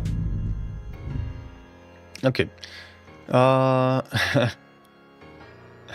Do you like pizza with ananas? I'm getting asked by Andrea. Ciao. I did not ever try it, I guess. No, maybe I tried it. I mean, I don't mind it. I don't mind just experimenting a little bit with the food. I know that's a very religious question almost, where people are fighting each other over this question whether it's possible. But the last time I've been in Italy, they were experimenting a lot more with the ingredients than people do nowadays over here, or yeah, I don't know, even Americans also. I don't know what kind of pizza they make. I've never been there, but I've seen Nutella pizza in Italy, on Sicily, and I've seen pizza with fries and all kinds of stuff. So I guess they don't care. They want nice pizza, no matter what's on there. Of course, it's also a tourist thing, but yeah. I personally mostly eat frutti di mare, or yeah, mostly that, or tomato mozzarella. That's also very nice. Mozzarella. Yeah, just about the important stuff here that we just had to discuss on this stream. In lack of anything else. Alright. Let me know your favorite pizza in the chat. And maybe you match with someone who likes the same. Alright, next game is going to be on Metalberg. BPS again versus Immortals.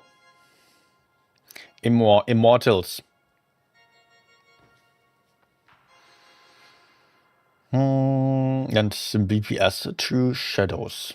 Actually, Immor team is calling themselves Nevermind.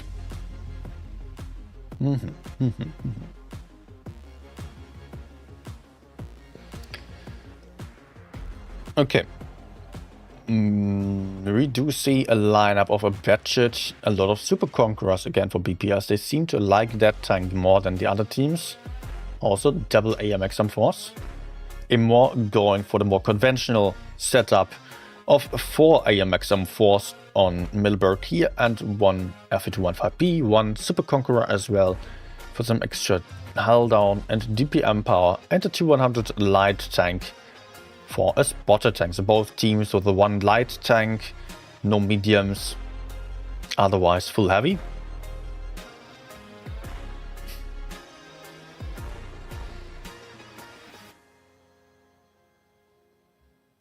Alright, 40 seconds left to go. Hard to predict what people are doing with this kind of lineup because both teams are playing tanks that are very universally usable. They can go literally anywhere with this kind of stuff. Super Conquerors can side scrape, can go hull down. IMXs can do everything as well. So people might play wherever. They can play everything. So maybe it's just going to be the very basic stuff of just sending 1-2 tanks down to the city and everything else going to hold or try to play for the C cap. Maybe we are seeing the thing of just both teams mostly pushing towards the city.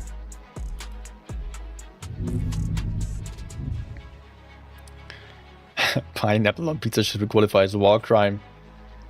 Honestly, people can do whatever they want with their food as long as they don't force me to it. Doesn't matter. I don't have to eat it. And I don't know, are there actually any other fruits on pizza? Are there? Frutti di mare, of course, doesn't have to do anything with fruits. Okay, let's go for this game here. First one of a potential 5 games. Blind shot connecting there. Nice shot. It was Comorium taking 1 shot worth of damage here from BPS right at the start. Kitsune spotting. Getting a nice shot into taking it. Well done. Also, 6 jet shot there. So this was a very strong start for BPS in terms of trades. Trades are usually not that game deciding, but here it is a very comfortable advantage for BPS. And they are pushing in already.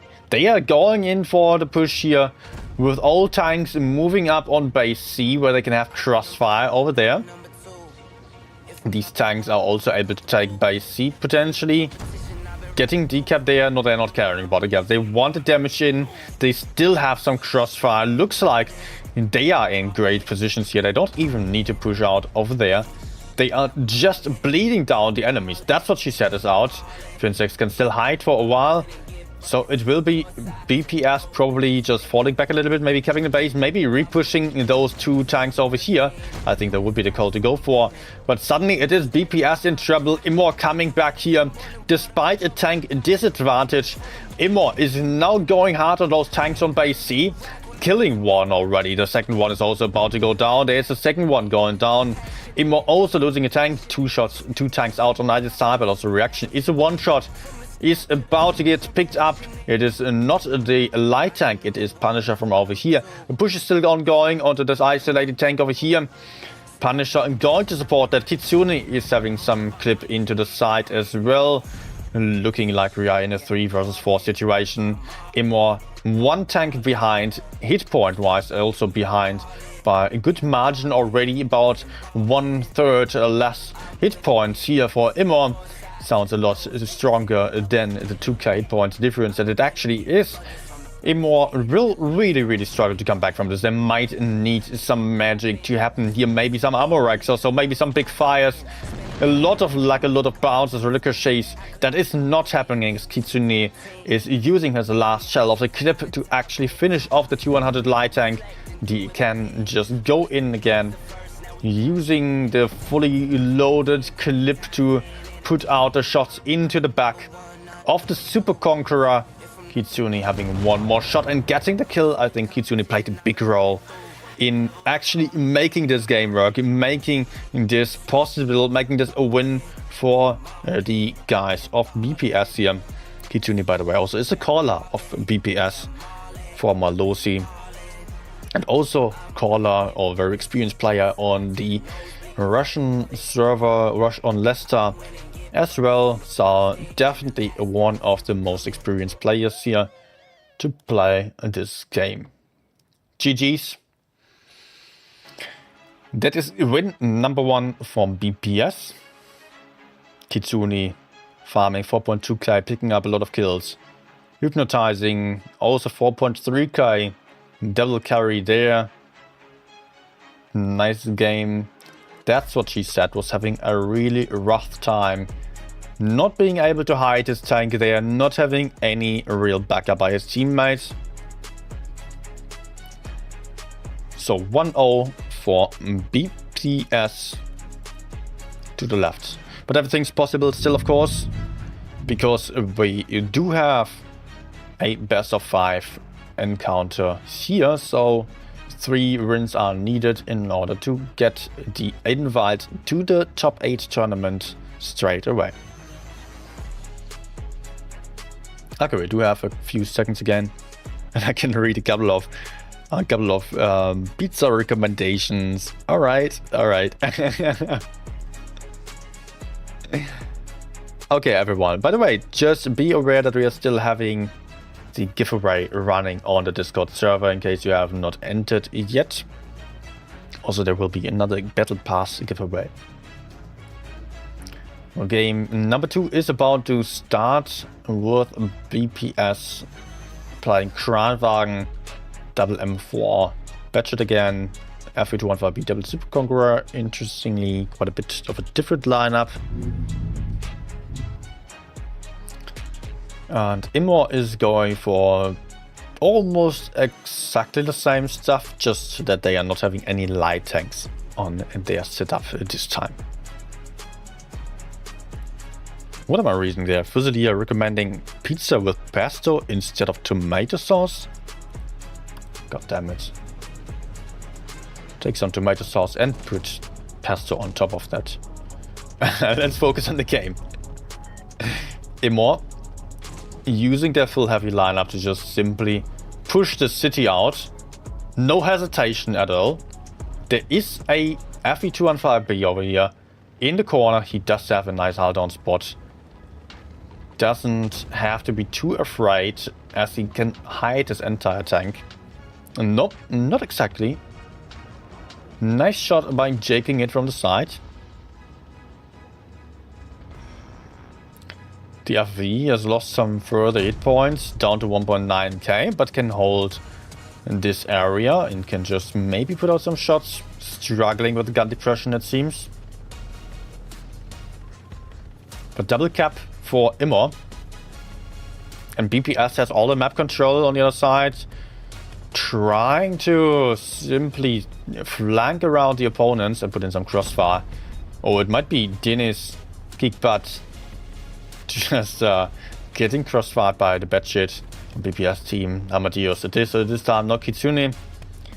Kitsune is playing the Kranwagen. And Amadeus carefully spotting. Carefully approaching the enemy spawn a little bit more. Spotting up insects on the Super Conqueror there. But Amadeus is not even attempting to shoot because he is quite exposed, is in the open. And if he was shooting, he would get spotted upon that, which would cost him a lot of hit points, potentially. And BPS is carefully getting back into the city. No quick push, surprisingly. Just moving in to steal the A cap right in front of everyone.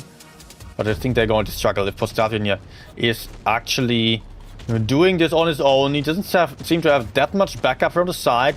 Immor simply peeking out there and punishing Postavinia.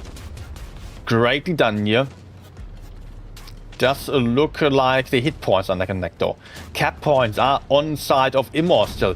Immor might also be able to take out Postavinia, but they are also losing one tank soon. No, they also picked up Hypnotizing. Pos is still alive for the moment.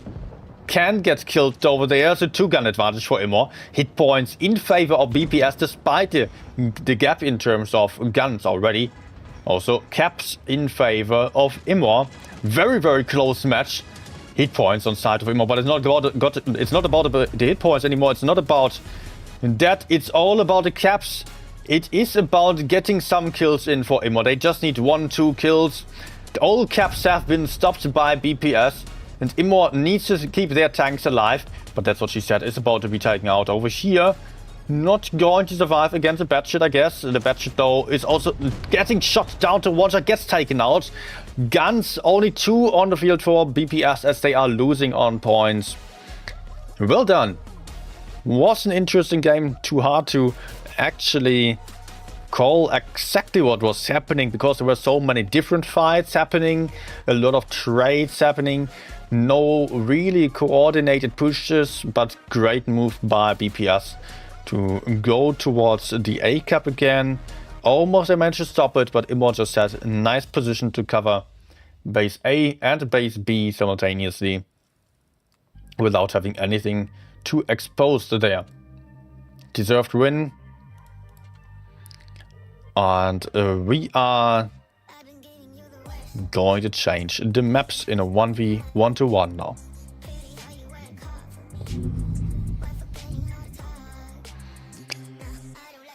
Alright, teams changing every season, or how much teams have changed over the years. Seen so many top players again. Yeah, of course, the teams do change a lot in terms of top players, but not as much as you might perceive it to be the case, because first of all, the teams swap out players constantly, but the Losi has been around for many seasons already in the same formation. Immor is a rather new team. They have a lot of PC players as well. No, actually, wait, there are no PC players here. But Immor, that team has been around, and have they played in Immor previously? I don't know. But mostly, what is actually confusing is that they are changing names, like Hypnotizing. He has been called Hypnotizing. Just that the tier 2, tier 3, tier 4, tier 5 is to the front now. Other teams are also just sometimes new teams, sometimes not. APA is a really old team. Aqua has also been playing for years already. The very old teams, of course, like if you're bringing up, as I'm seeing right there, Legion guys, Blue Steel, NG, Eggy, I mean, that's been 7 years ago. Of course, at some point people move on, especially at the age of around 20 something. People have studies and work, life, whatever. And after reaching the highest level, there isn't that much to fight for anymore. Many people do lose interest. Others do keep going, but that's very rare that you actually play a game for like 10 years. BPS playing carefully on the A side. Immor being a bit more aggressive, might be able to actually pick up base A here. That's what she said, is in the A cap. Comorium playing a bit more aggressively here, going to spot this little bush to make sure that no one is there punishing his teammate. So Immor is going forwards. They have a cap as well, who's actually on a cap advantage. It is Immor with a cap lead. But at the same time, BPS might be flanking around here. If they can hold over here which it seems to be the case. They have a lot of tanks in safe positions. Then BPS can flank around onto the side here, put in some crossfire.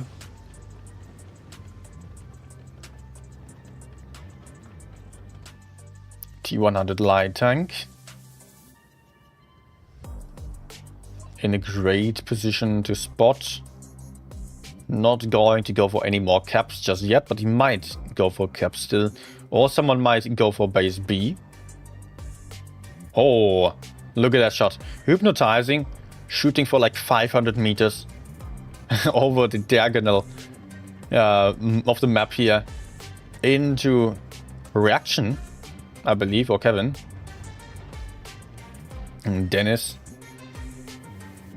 being spotted, not spotting the 200 in return, but he did manage to take the base. Interestingly, that was possible for him without getting decapped, and hypnotizing can shoot him without getting spotted. Crazy. So cap advantage for Immor now. I mean, it has been a cap advantage already, but now it is a really good cap advantage. Comorium here in the middle might be in trouble, actually. He is fairly isolated. Punisher moving up for the side.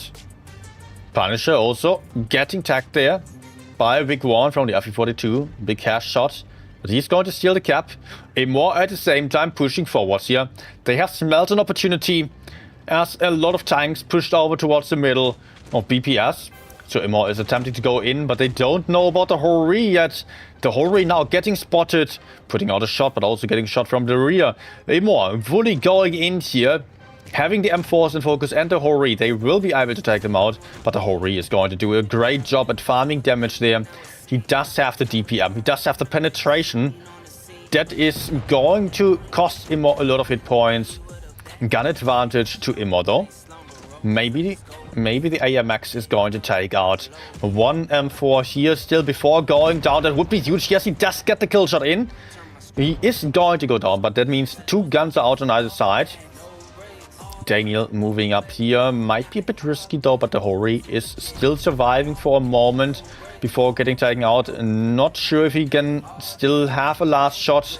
Depends on... No, the FE42 could circle around, putting in that hash shot into the side. Daniel is also getting counter pushed already. Guns even for the time being, but Daniel is going to suffer in this fight. Still surviving as a one shot might have another one into Kevin. Yes, he does get a shot in. Nicely done. Punisher going in. Going for the kill shots here. Does get no one there. Punisher failing. Daniel pushing forward to take out one. Nicely done. The FE42 struggling to pick up Daniel and is getting blocked over there. Really, really well done by the T100 light tank. It was not really that well seen, that greatly seen here on camera, but the T100 blocked the FE42 from escaping, allowing his teammates to shoot him as well, and that was another tank out. So we are suddenly in a 1 versus 4 situation. And that is BPS winning in game number 2. So we are in a 2-1 for now. A match point to Immor. To BPS. Sorry. Confusion.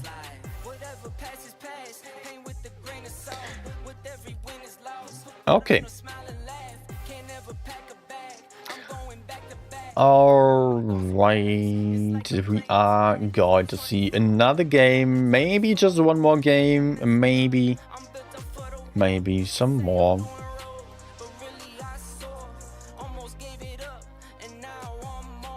And that is again Faust on the next one, of course.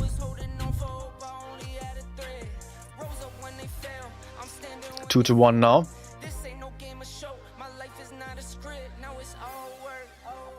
And we are having 1 minute left.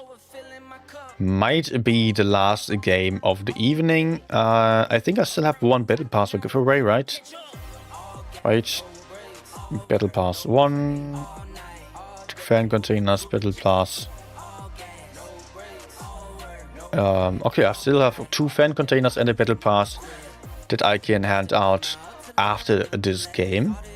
Still one more giveaway going to happen on Discord then.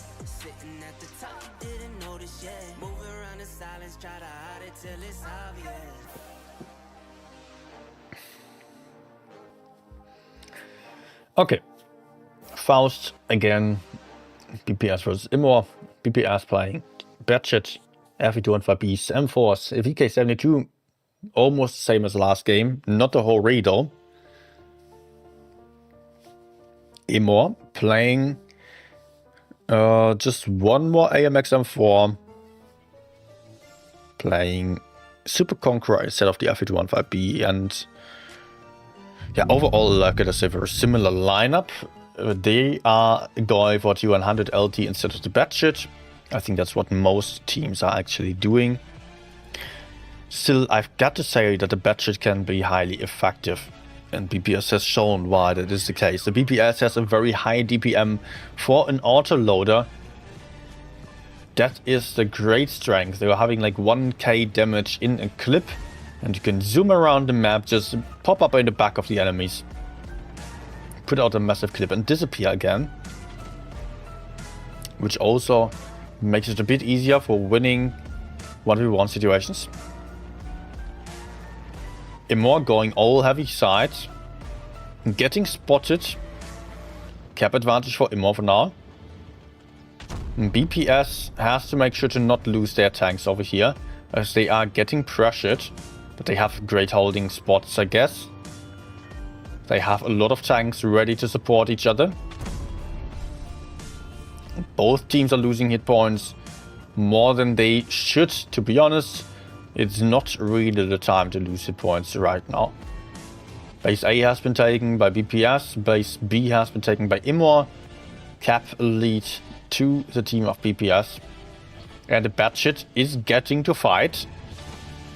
Having the clip from behind here. And there is nothing that Immor can do about the Batchet at the moment. That's the nastiest thing about it. And Immor is trying to push forward, it seems. Maybe. No, they are not going for the push. They are just stealing the cap right beneath the Immor, the BPS guys. They are just not quite taking it. 2 shots, 172 due to the reactive armor. Kitsune reloading right now. Komorium still taking the cap, but the Batchet is nasty now. But might get countered by the T100 light tank. Jaking it, going for the 1v1.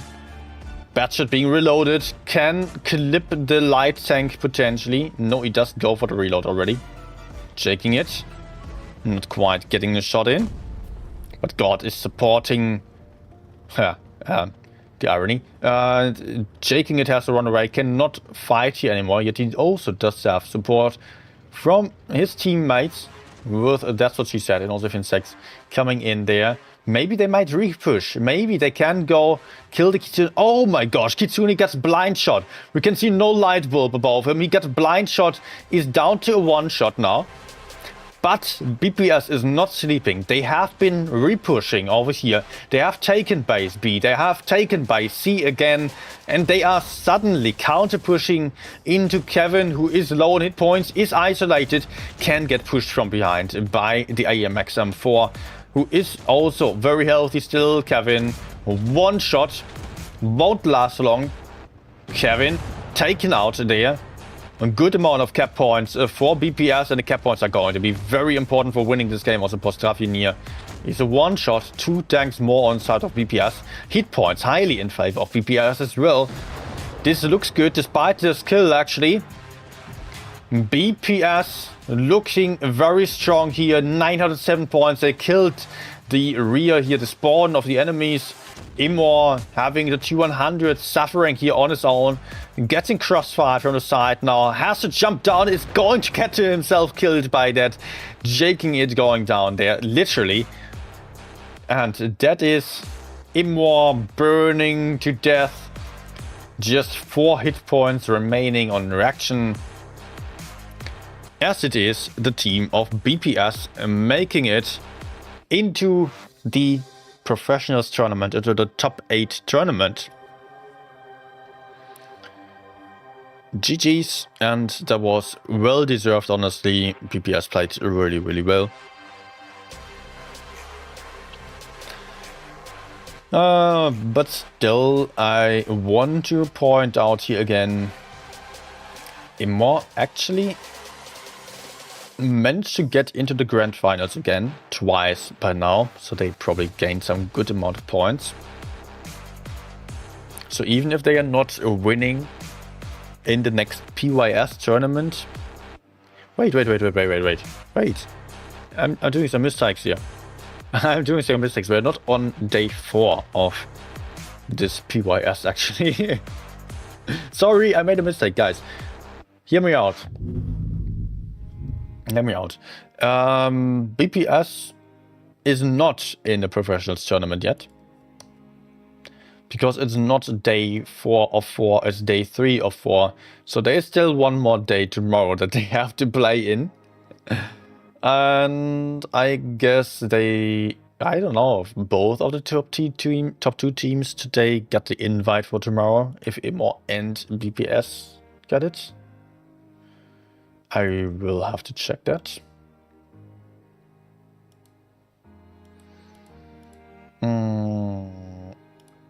Let's see.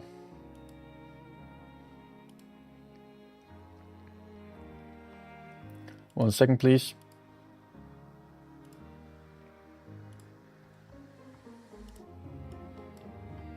Okay, I will just refresh the page here.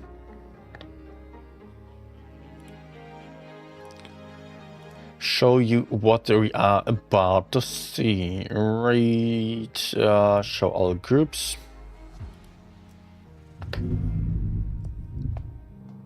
People are still playing, of course. Okay.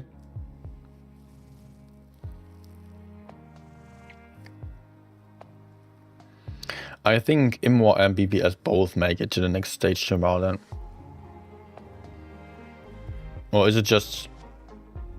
No, it cannot be just 4 teams, right? In the end, there's still 2 groups of 4 teams each.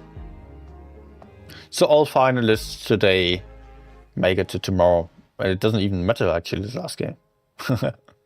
Was so nice to see. Okay. Guys, I will just go for some last giveaway still. I will cut off the delay right now real quick.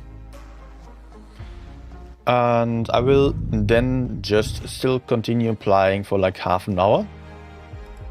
And so you can just chat and go for some last games live. Probably I'm going to play some ratings. We'll see. Guys, I see a lot of people watching right now still. If you are here right now for the first time, consider subscribing if you like it. If you do like it and are already subscribed, or maybe not, please consider leaving a like as well. That would be much appreciated. Of course, if we want to support the channel even more, or me doing the content, maybe consider donating even. That would also be, like, would mean a lot. But of course, content remains free. So, I will see you on Discord, and I will see you just in a second. Alright, I'm back. Without a delay anymore. I can just play some games on the iPad now.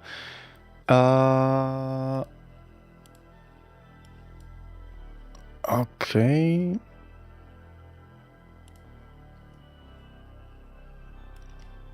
So let me just get stuff ready here. Good.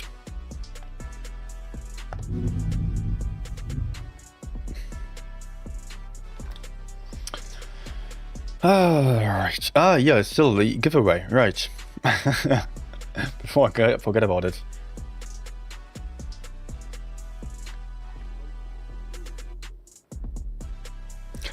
Alright, yeah, I'm still going to have some giveaway for you guys on the Discord server again. If you want to participate, let me just go for the first one. Right now we're still having 2 giveaways actually. So let me say 15 minutes for the first one. And go for the fan containers first, and we're still having a battle pass for giveaway later. So in case you're interested, join Discord, check the giveaways channel, and there you can find it. Link is on the chat here regularly. Okay. What am I going to play? Oh, I feel like Gorilla. Yes.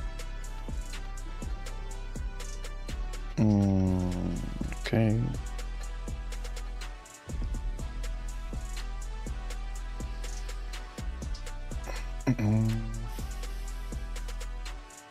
I still need to chat to the front.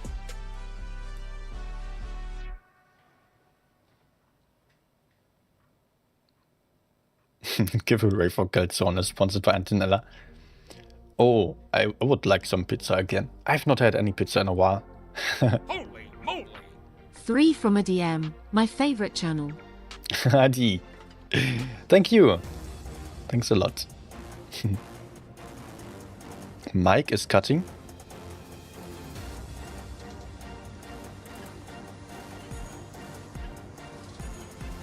Let me check. Let me check. Seems to be fine from what I can hear right now. Okay. You might have to refresh YouTube if you're having sound issues right now. I've had that issue a couple of times.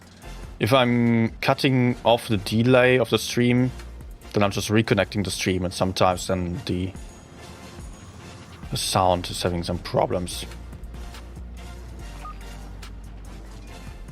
Okay, look at this lineup, by the way. Look at this lineup, in case you did not notice. The enemies have 4 heavy tanks and not a single medium tank. When we are on this map, I'm going to farm like crazy, I tell you. Come on. Reload. So, I guess I'm at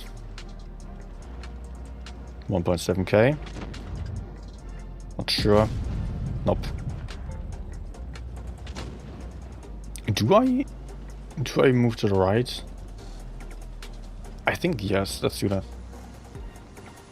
E75 shouldn't really not be capping the base. Oh. Turn.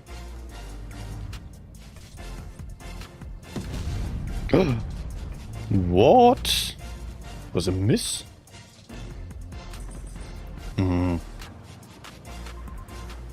I can still try to take him out real quick.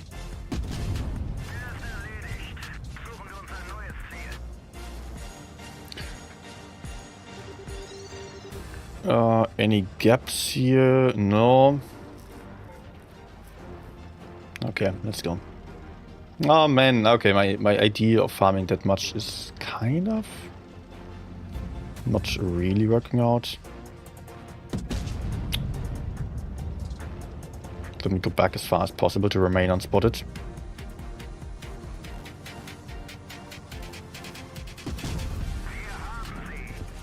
And maybe I should have focused the gorilla on this shot as well. But let's see, maybe I can take him out, that would be great. Yes, looks good.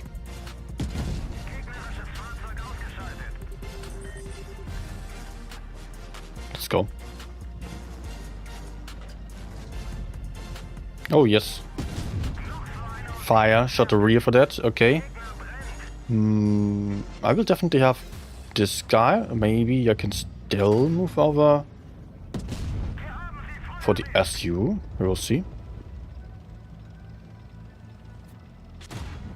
It's real aim. Nice. Ah, it's not running. Okay, then I guess. I guess he's dead. Hi, Martin. And everyone else who is watching right now. Now I'm also able to just talk to you straight away in the chat because I'm live now, no delay anymore. So say hi if you're new here, say hi if you are not new here. Let me know how you are, what you ate for dinner. APA clan is Polish indeed, yes, Careful's. It is. Wait, no, it's not. It hasn't been entirely Polish in the past. It is not entirely anymore. There are still mostly Polish players, but there are also some internationals. They've done some meetups in Poland as well, though.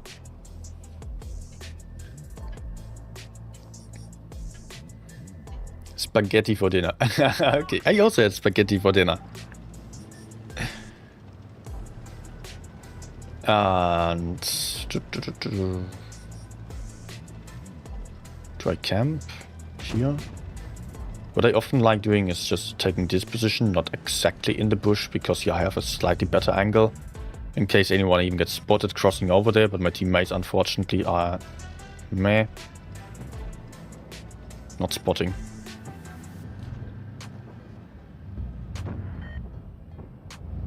Maybe he's pushing, falling back or so.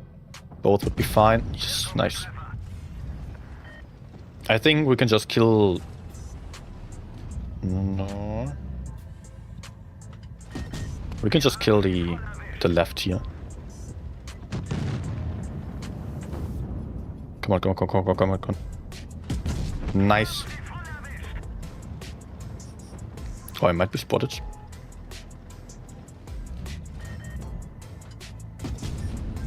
Not sure. Maybe.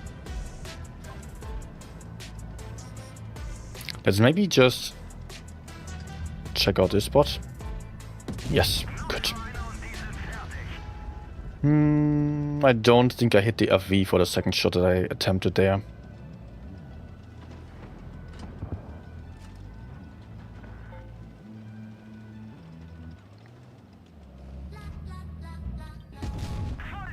Okay. Yeah, that's not great. FV is done though. And I should really not be peeking like this.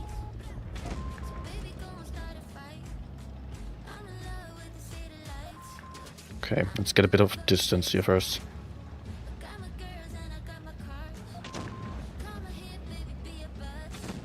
What about the other guy? Is he coming from the left now or not? Oh man, my teammates need to help here.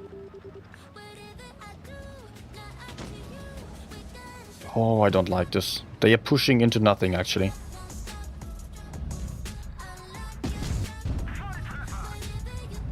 I think he failed his shot. Wait, I shot HE? Oh no.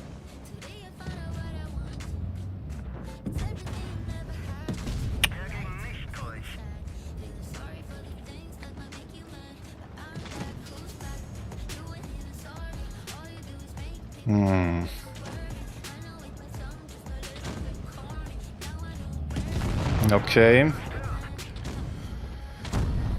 I still dealt my damage, but it wasn't perfect. I should have kept running. I did not realize that my teammates were actually just moving forward when there was nothing to the front of them anymore. I thought they were just going to turn around and help me in the back, as every one of the enemies were in our back. I guess we're still winning. I mean, we're taking the third cap right now and having a massive advantage, so it's fine.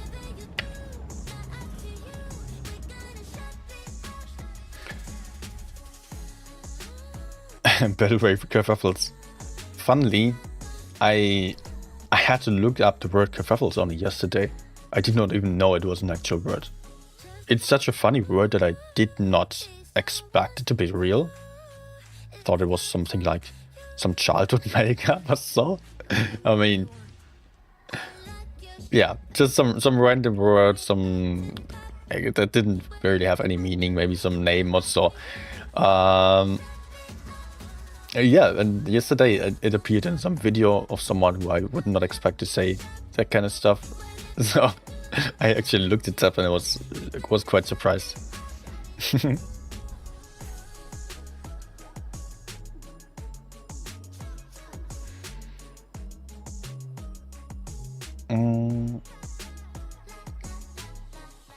Okay, let's go for Gorilla again. Also, I might just maybe check out other results of the tournament game still. They might be in by now. No, aren't yet.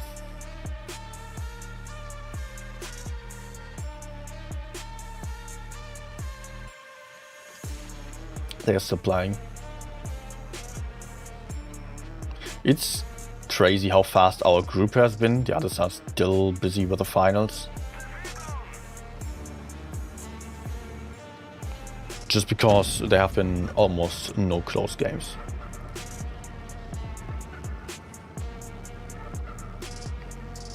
Someone's asking for my favorite tank. That would be T100 light tank. No!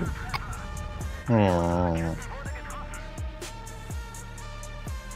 I think at the moment it's T100, yes. Okay, bad trades, honestly.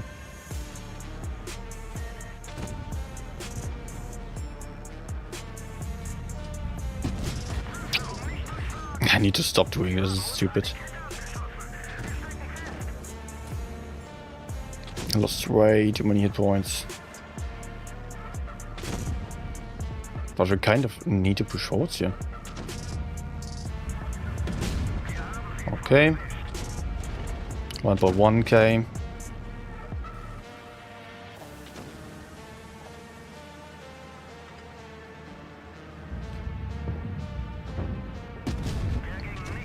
Not quite.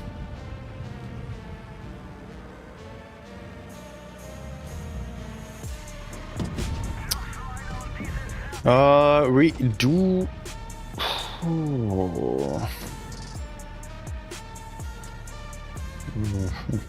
Come on. Oh man, I did not have the ammo bar opened. Try to change the ammunition.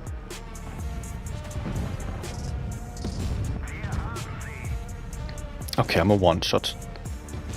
I did do my part here though. Bro.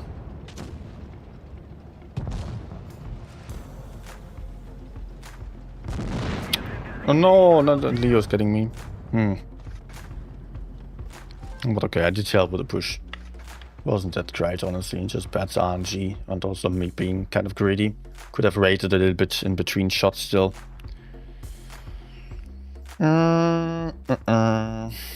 Let's swap tanks. FE42.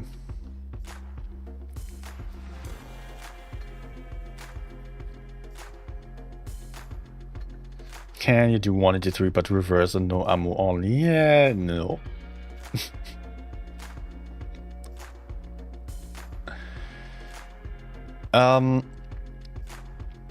Well, I'm going to say also that at the moment T100 is my favorite tank, T95 E6. FE42 I also like a lot. I like the 907 a lot. Otherwise I do like the Rhino Gerante. I do like Grille. That's kind of it. There are other tanks that I occasionally really like. And usually I don't play one of the only tank all the time. Oh, lag. But no spots here. Let's see if there are any TD. Oh my. Not TDs, I mean. I wanted to check if there were any others just pushing over here, like any heavy tanks. Not TDs. I did not intend on taking the shot from 183. That was actually horrible. And such a quick peek. And he put a really high roll into me.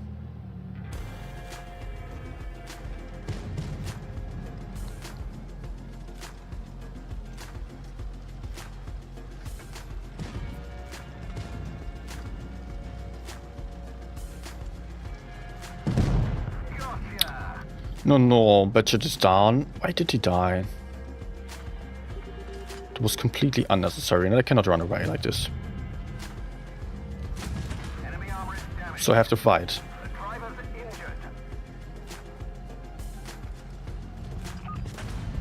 No.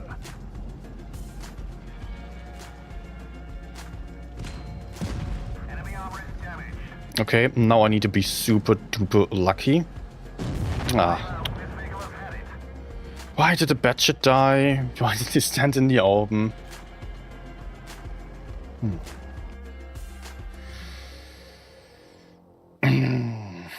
At least this one was a win. 2k, meh.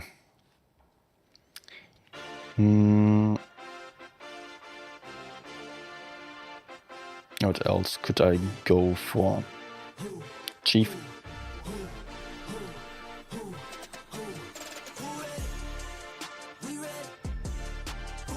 Antonella asking me to play 183. Okay. No.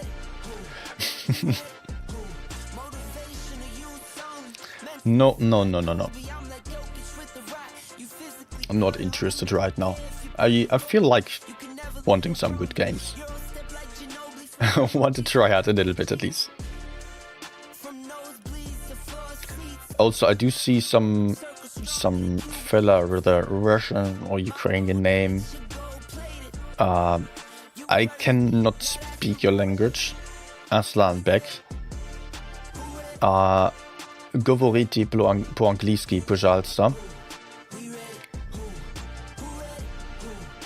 Привет. That's all the Russian I speak. Please speak English.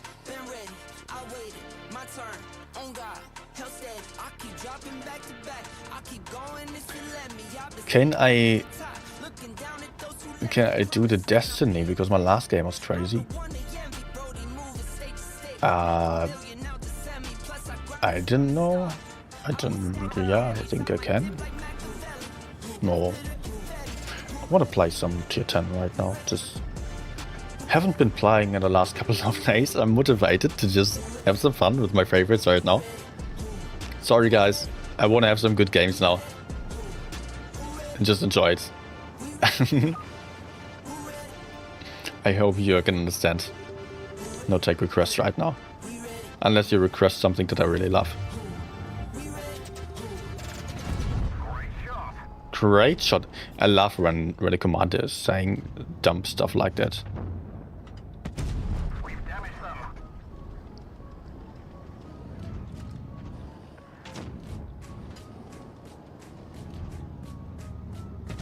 Nice. Oh. Oh, I can just shoot the T-57 there. Nice. Penetration indeed. Let me move up. Okay, he's still having shots loaded. I actually thought that it was just not going to be loaded if he was falling back. Didn't really make sense. But I might be able to just pick him up. Then go for T62 potentially. Yes, nice. And I am able to hash this guy then, or even HE him. No. No. Turn. Yes. Not sure if it was worth the way, because it was a pretty bad roll, but anyways.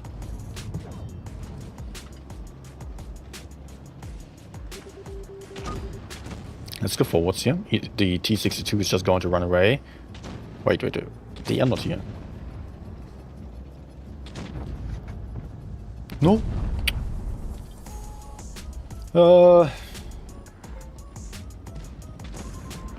Let's go.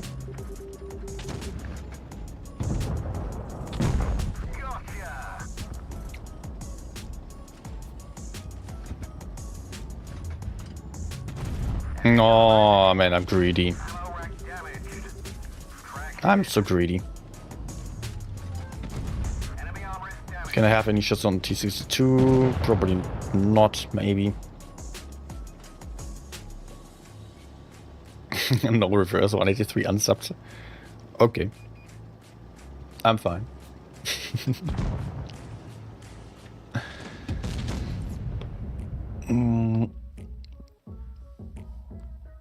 Destiny has jumping ability on gravitizing. Yeah, I've heard of that. It's bugged. Or there are only 2 heavy tanks which have that, which is Destiny, and I think the VZ55 had that in the past at least. It was bugged there as well.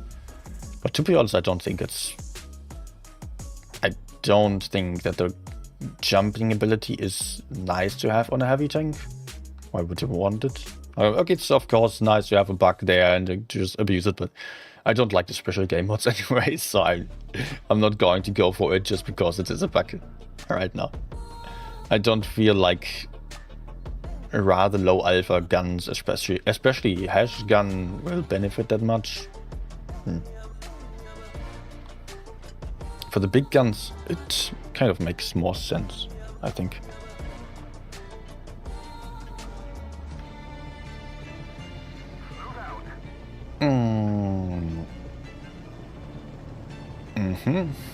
A nice heavy lineup right now.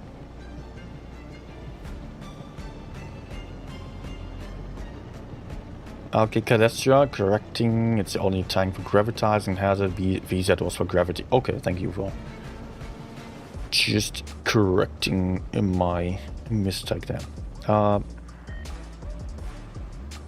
I have played neither. I have not played any special modes in a long time.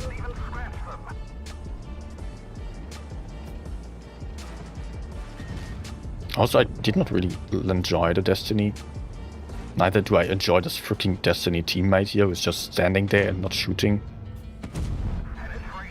Dude, what the fuck is he doing? Wow. I reloaded another shot in the meantime.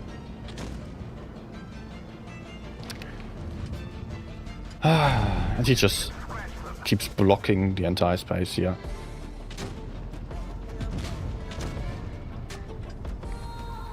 Okay, I can just push VK, I guess. Nice.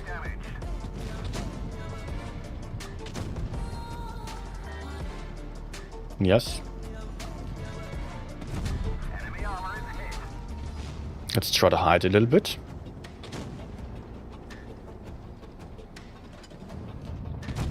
Nice. And I seem to be fine from behind.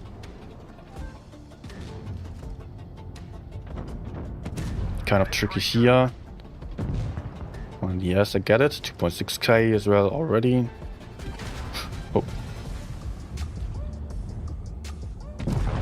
Good. Gotcha.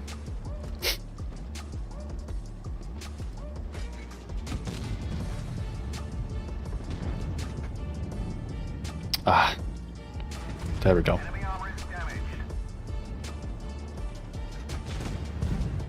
Where am I going next? I guess I'll turn around here and maybe I should still help out over there. Oh my gosh, I'm actually doing something that's not particularly smart.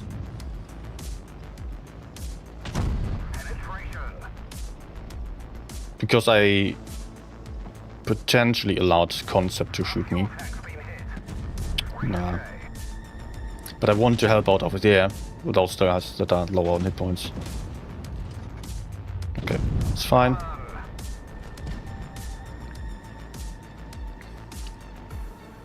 And I did not expect IS-7 to die. Do I just pushed into the open? Okay.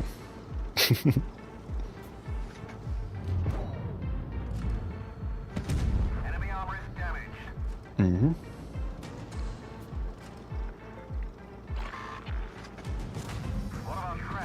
No! Oh, God. Come on. Ammo rack, sure. Nice. Hey. In the end, it was fine.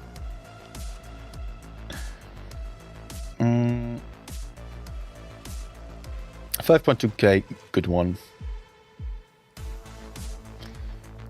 Wait. FV42, there was actually one still. I dealt 1.7k. It wasn't great, but hey, it was a win. Let me go back to that one.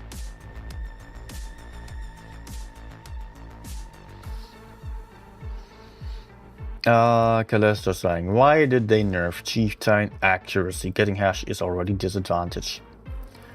No.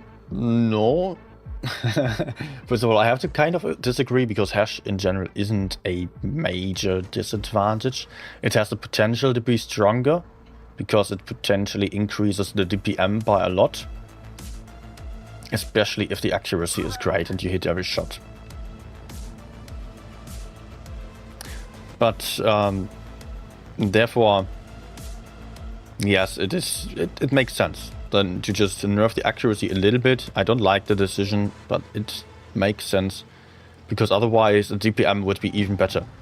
If you think of percentage of shots and damage dealt per shot, percentage of shots penetrated, damage dealt per... Oh, okay.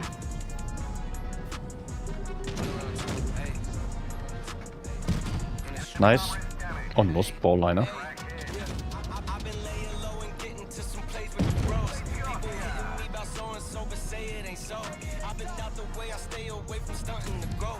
Okay. Let me actually just chill here and not take the shot.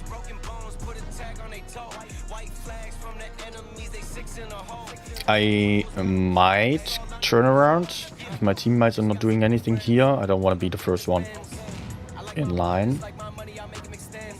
But just looking at the situation, pushing back Super Kong, Reno, etc. is going to be tougher than going for E100, because E100 is alone by the looks of it.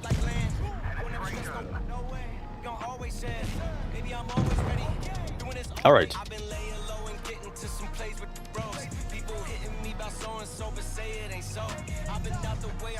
Hello there? No! Man, I had this situation a couple of times already. Is it actually not penetrable? With hash?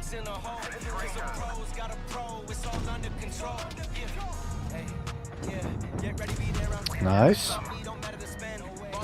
2.6k. Stay right there, please. I love that. And another one. Oh my gosh, okay. I'm just failing this one, of course.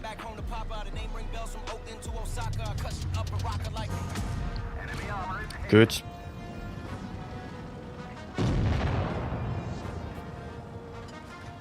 He's pushing now. Alright. Mm-hmm.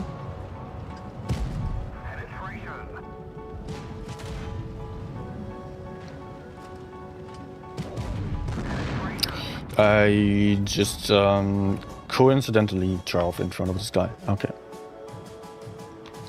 By the way, at the start I did realize my team meant running away from the medium side, which was actually a smart thing to do, because the enemies had more medium tanks than us.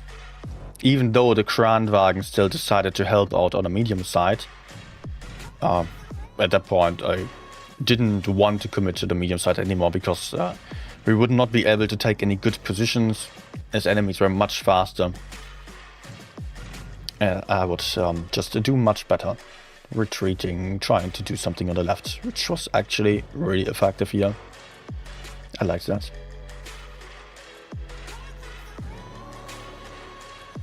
Destiny armor isn't that bad. Yes, it's not bad, yeah. It's okay. But it's only good when it's facing someone. The sides are really weak, the top is weak. So if you're jumping around, then it's not that useful, I guess.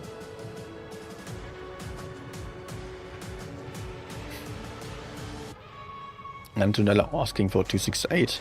If Darkman is here, I have to play 268, otherwise not.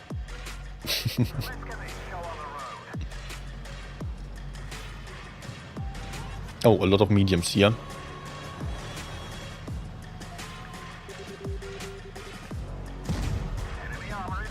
On both sides, by the way. So this is all about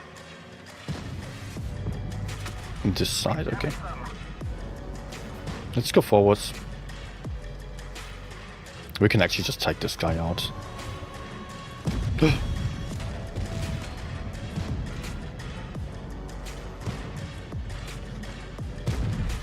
Norman!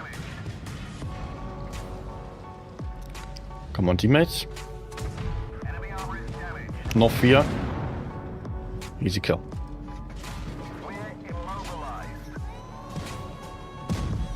Good.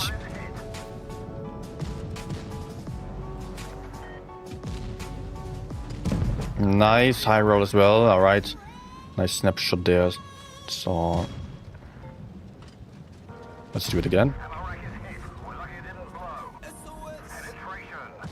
I don't want to show my back to the T95. I want to get rid of this guy, honestly.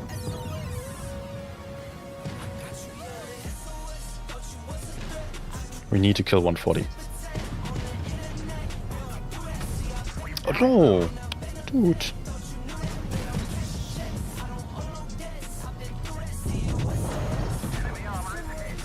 Okay, T95 shot. Radiot is on D right now too, over there. I can not circle him right now, so no.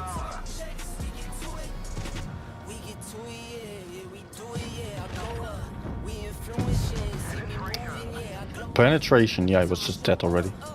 Destiny AFK. Other one on B. No, come on. Alright, I will just try to put out one more shot maybe and then go D. No, I will just go for D. B. Might have just wasted one opportunity for the slim chance of getting more shots over there. Okay. That's a one at least.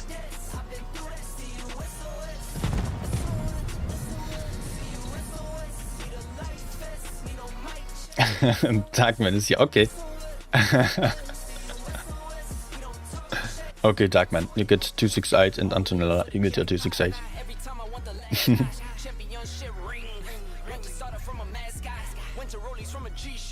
VZ Light. Oh, yeah. Yes, I can do that. I've not played it in a while.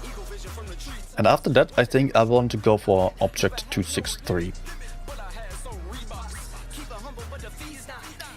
Haven't been playing that tank in a while either. And also, we still have a Battle Pass giveaway. I completely forgot about it. So I'm still having to start a giveaway after this game. Goose Fangirl. Guten Abend. I could have just played the right side, but I am just... Oh, nice. I'm just doing what I'm used to do here, applying the spot that I really love.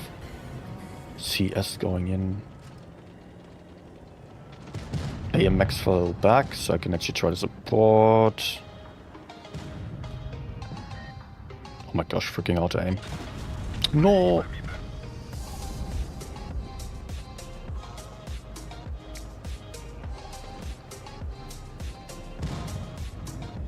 Mm-hmm.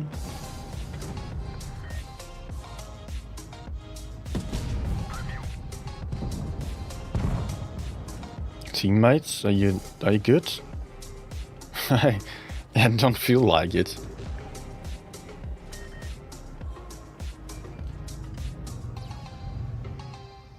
Maybe? No, not quite. Man, my teammates are so freaking campy. That's annoying. I need them to be more aggressive. Can I not pin there?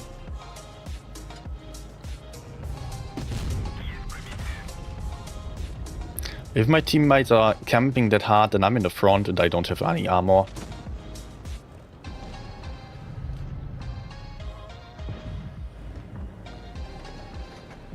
Well, I guess this guy's going to die, no? Hmm?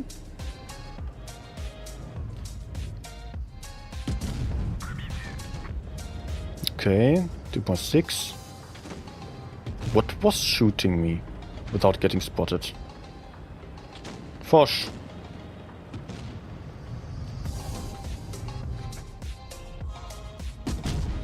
Okay, lucky penetration, I guess. But it might have been worth taking out one of the one shots here instead.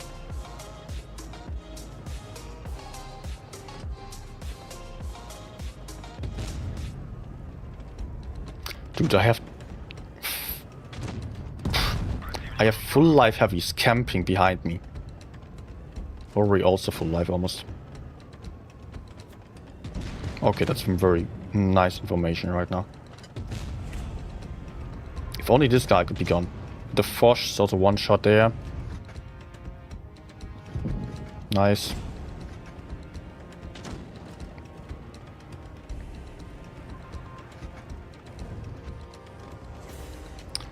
Ah, please go. No, VK is low.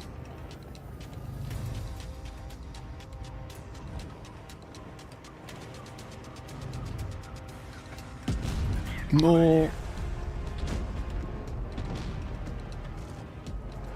Man. No. Wow. With a bit of luck, I can get behind K91.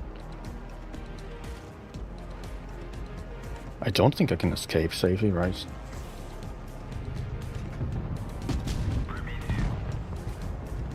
Okay, that was lucky, I guess.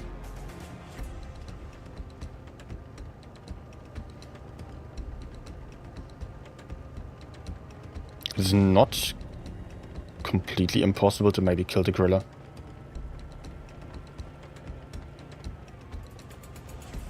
Or to just go, like, I can one-tap E5, I can kill... Oh my gosh. No! If there's shot connected.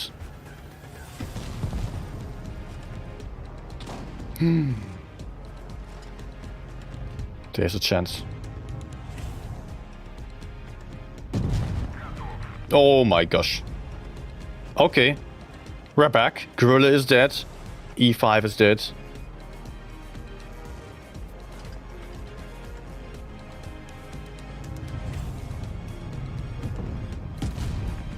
I got this shot and I think I should have the next reload. Let's go. Oh.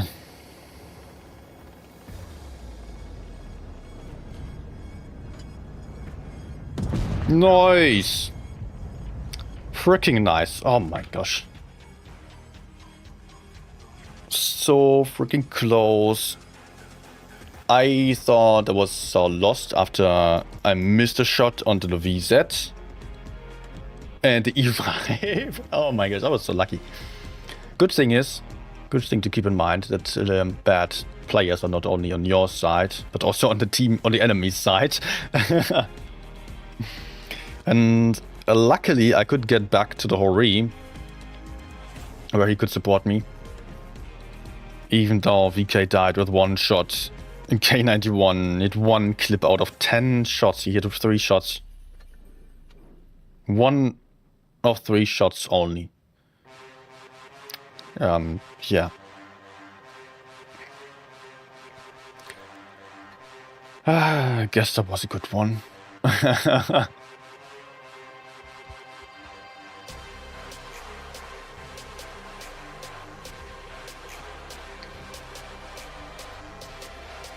Okay.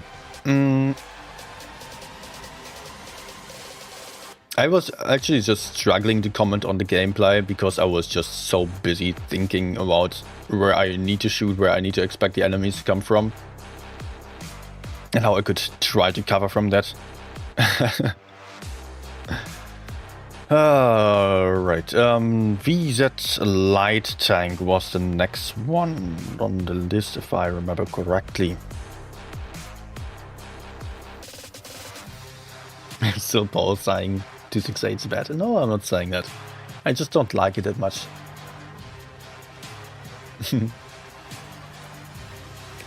Actually, I'm just thinking the fact that the game was saved because E5 bounced me twice frontally and I penetrated his cupola then. That was a little bit close, I guess. Just a little bit.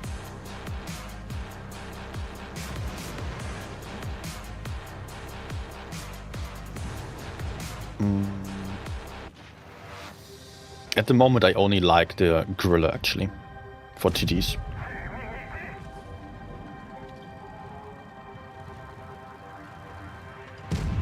No.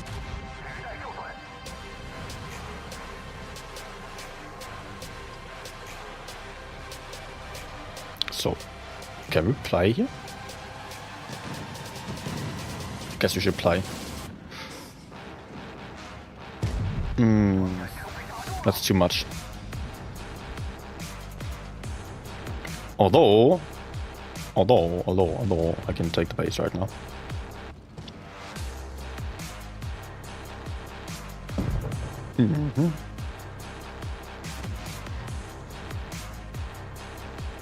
Let's wait a second.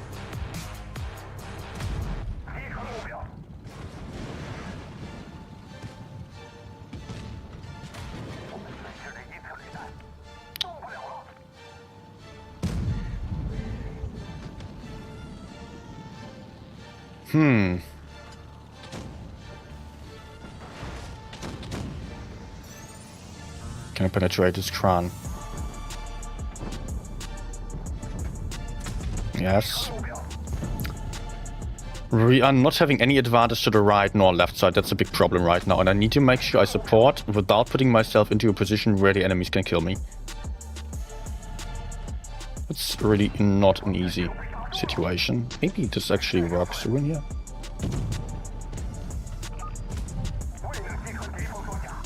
Yes. I think we have a bigger advantage on this flank than the other.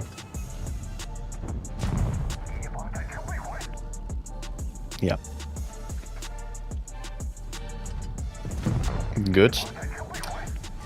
It would be nice if the Kranwagen next to me would actually be fighting here.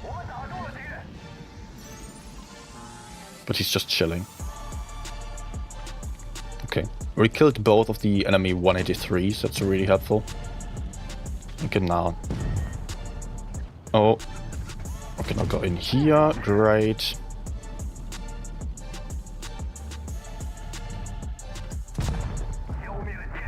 Let's try spotting. Okay, shot.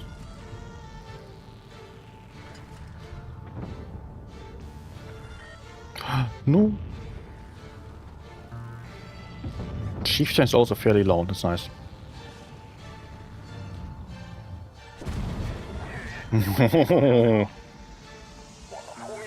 Okay, you almost got me.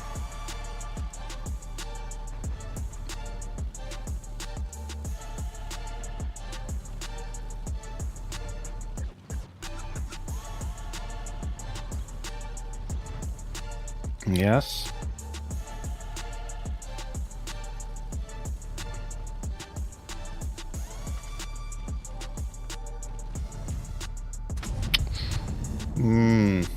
Bro, okay. No. Where's the crown not attacking? Okay, shot. That's a low roll. At least I penetrated. The crown might get the kill. Nope. Good. 5 kills in the end. Close match. That was a one. Actually, good session so far. I was doing some stuff. I guess it was worth it that I was just taking some time off Blitz and having some good time instead. And another mastery. 3.6k damage only, but I guess I did carry here for a little bit at least. Alright, what else are we going to play? I wanted to play 2-6-3. And then? What next? What next? There are a couple more nice tanks, of course. Am I camping?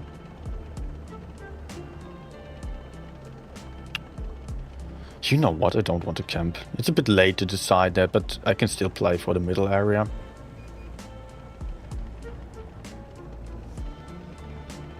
Standard B is not to the left side. It's good to know.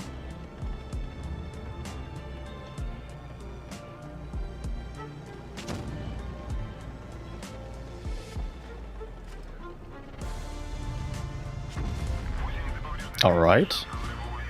I need to really reverse here.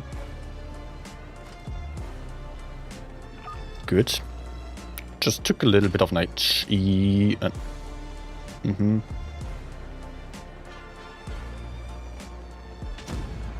Nice ricochets, and I can pick up the kill or not. Okay. There are some guys camping there for sure. Enemies also have double 183. I need to be careful with that. 430 bounced me. What was that? Was it standard B with HE? Or was it this dude? Does he have 430? Wasn't it more?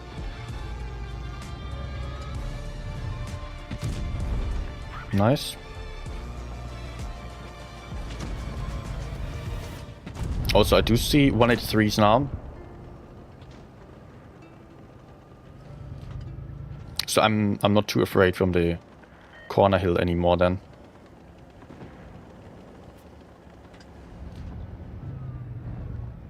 Let's try blind shooting. I don't have anything else to do, and FE45 might have just put himself back into position there. Isn't doing that, so I can maybe crossfire Reno. Or 183 is dead, and I can push in. They don't have anything to my left, all 4 are to the front. I can just push up behind the Reno while staying safe from those 3 to the left side.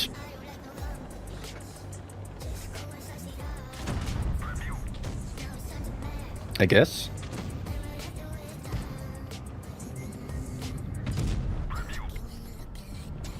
Yes.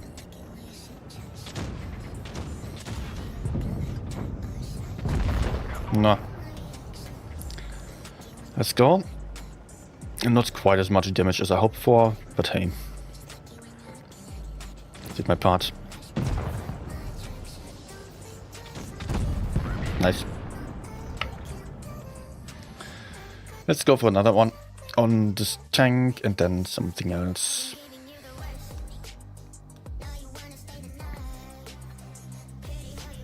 Okay, let's just saying Visa Light, try not to burn, challenge impossible. To be honest, if I played 10-20 games, then I would burn at some point for sure. With the fuel tank being to the front, but it's not like every game. Don't be too harsh on it. It's not that bad. It's actually fun.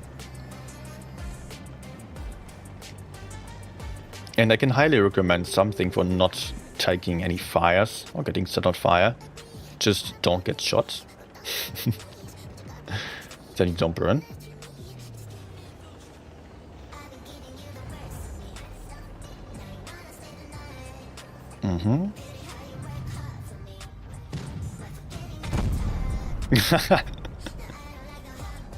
Alright, that was unexpected.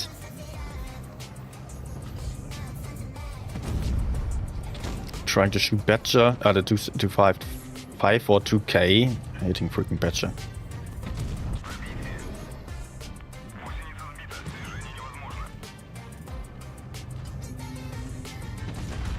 Okay.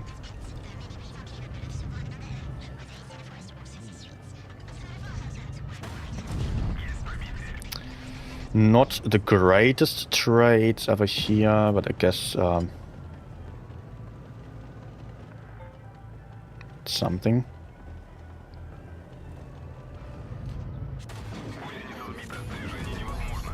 Yeah, those he pens me. This tank isn't OP at side scraping.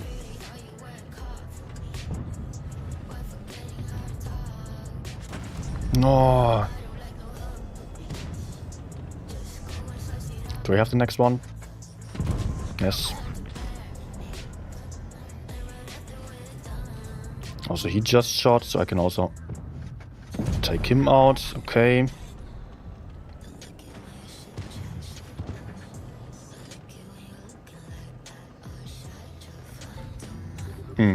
Still been spotted.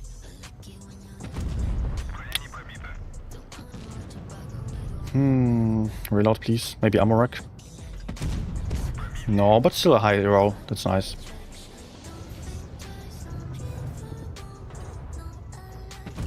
And it bounces aside there. Okay. Let's keep going for the other one. Maybe I still have a chance for the Sheridan, who will struggle to penetrate me anyways. With my small lower plate.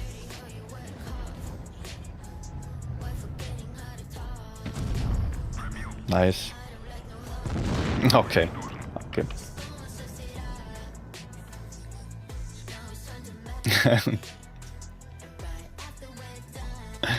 Okay. Next tank. This isn't all that satisfying right now.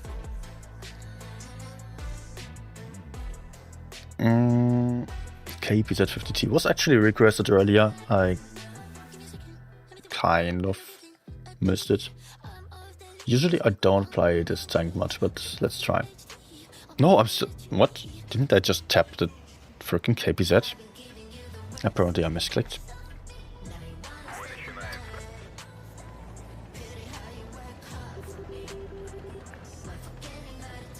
Yeah, okay, I'm not doing it. Of course, if I was trying to be smart about it, I could theoretically go help the E50M, because we are having one medium versus two. So our medium is at a disadvantage. But, I mean, I could win together with the E50M if he is decent and I have a nice tank for killing enemy mediums. But if the enemies only send one more tank over to the medium side, I cannot run away from that.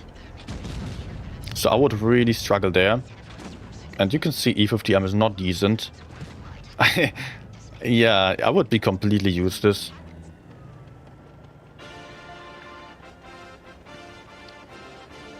And I would just die immediately. The question is now, can we actually just push forwards?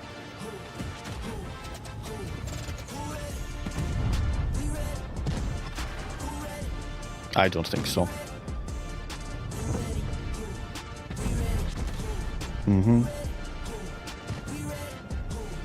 I don't think so. Gorilla is going to shoot me.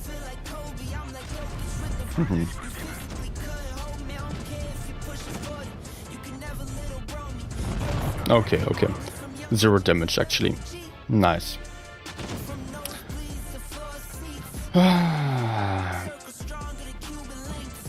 Okay, I was just trying too much. I thought, you know what, I can just put myself here, shoot down the chieftain. Teammates are pushing up and I can hide, move on. Yeah.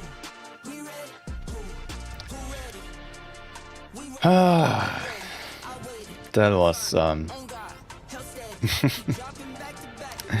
Yes, let's not talk about it.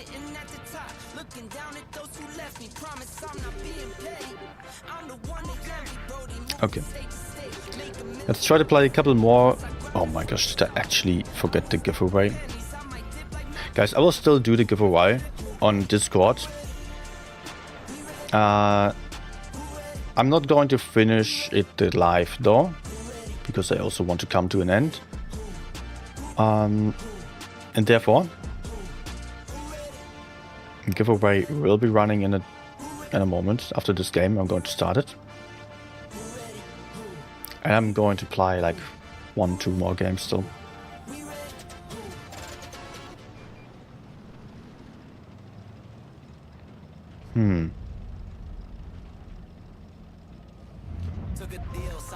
Are they campers? Yes, of course.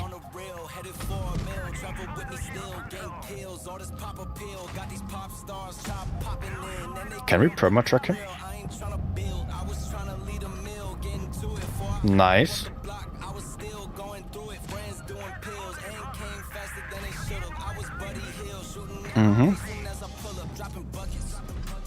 He's also one shot now. Maybe you can still take him out as he got stuck on the red line. Okay. This camper is also out. And there are more campers even. Oh, I'm liking it as it is right now. I mean, here it is just a perfect use case for this tank. Because I can shoot without moving around that much. But when I have to move around and the accuracy is lacking, as you can see here. And of course the mobility is also not the greatest ever.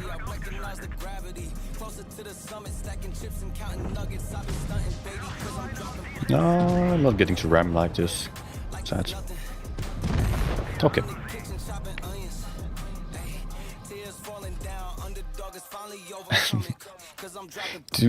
N90. No. Did I really do 0? Yes. Oh. Yeah. I kind of deserved it. Although Super Conqueror was not useful either. 47% camping there. Oh my gosh, yeah. Good that I did not even think about helping him there. It would have been nice to just go forward, win 6 versus 4 or so.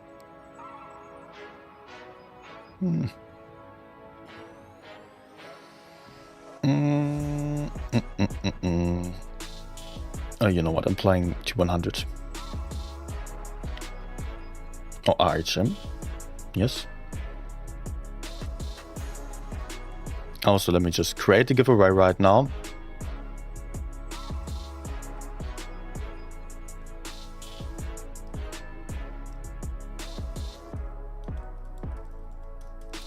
Okay, Battle Pass giveaway.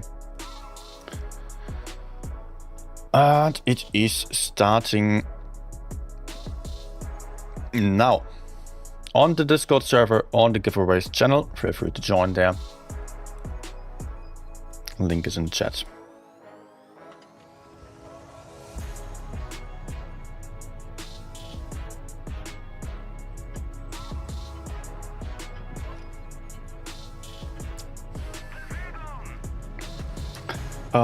Do giveaway here so less people join. Calester was saying, no, I want people to join the Discord server. You know, over time there are always some people leaving, obviously, because not always everyone is interested in staying. Yeah, that's natural. And if I just stream regularly, then not many people are joining the Discord server. Dude, what? A lot of spots here. I will have to run away. Although I can actually shoot him. Let me go for Leon.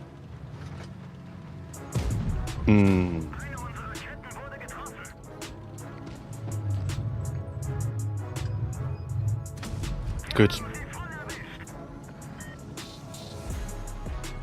I have to go for the Leon as I'm losing the other side.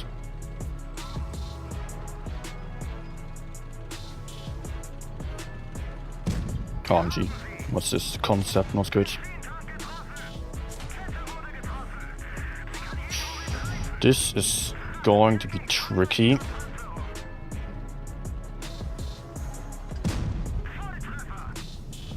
Do I have the shot before him? Okay. This works. No, I just don't know where the concept is going to come from. Good.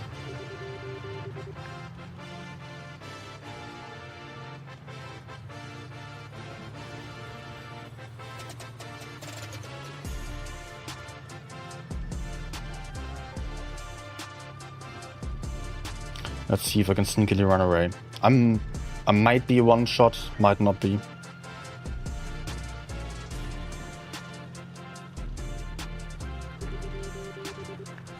Maybe I can just play for distance here.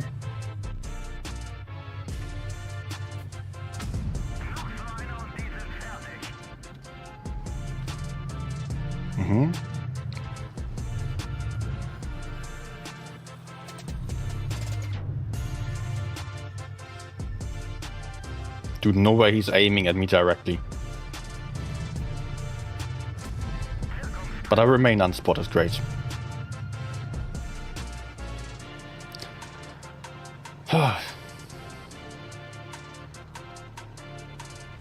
So if I don't die to the concept, I'm still getting to farm a lot on the object. Let's try. Bro. Come on. Oh. Object. YOLOing. Come on, someone. Stop shooting him. Okay, last one. Good. Yeah, about the Discord server, still, of course, not that many people are always staying forever, and not many people are joining the Discord server if I just put it into the chat. Usually, who wants to start, who wants to join a new community all the time. So, if I do the giveaways on Discord, then at least some people have the incentive to join, and maybe they stick around and like it. Not everyone does, but there are regularly new players, new people joining in and becoming new members. Some of them, then I think, okay, it's actually fun to be here. Let's stay. Some are leaving again immediately. It's fine.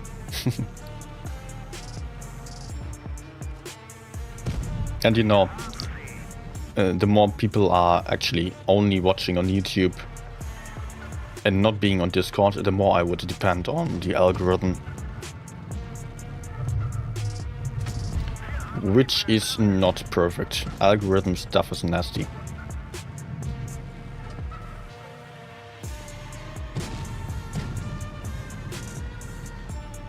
Okay. We can go in here. What is he doing? Come on, reload.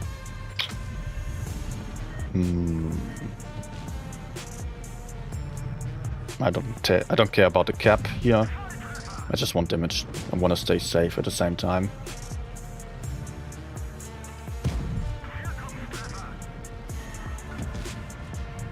Alright.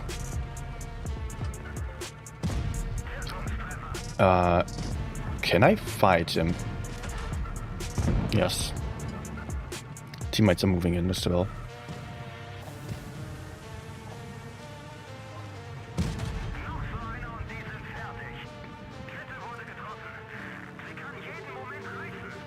Good.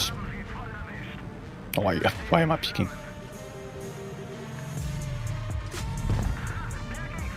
Okay, 2.8k, and I had a bit of a fire as well, right? So let's move over. Angst music again. Yes, it kind of is.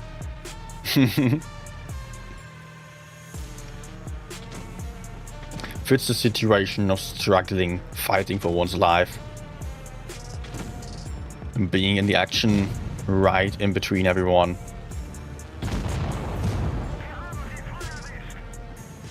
I guess I just messed up. Come on.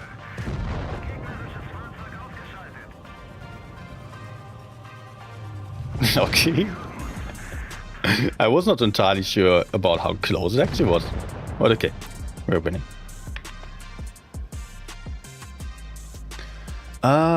Guys are saying Discord still banned on Turkey. Ah, that's bad. Sorry. Yeah, I guess, yeah, it's also banned to Russians, right? That's annoying.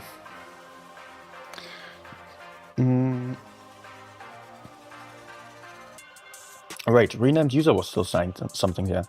Actually, I've learned a lot from you, Peter, inherit a sort of fatness about positioning with eyes in the back of your head, making sure you're safe from behind all the time. Yeah, that's... Thank you, first of all. I mean, it's good to hear that you're learning here and in the other places there as well, of course. In the end, I mean, I'm much happier if we can actually learn something and have a better time even off stream. I mean, streams are often there for entertainment purpose mostly. But if you are not just enjoying me having a good time or raging or whatever, and actually taking something from it and then having your own games, just not being as frustrated, then I like to hear that. At that point, I feel like I had an impact then, and also made the games of other betters, like also your teammates, of course, sure. Can also feel good for them, to some degree. I cannot feel as good for your enemies then, because they are getting killed.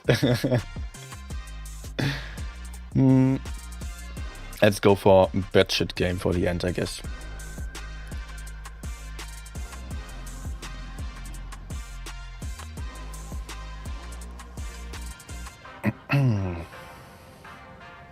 Last Battle Pass giveaway running right now on Discord. In case you're not aware yet, it is on the giveaways channel. Check that out. Just press the button there on the embedded message.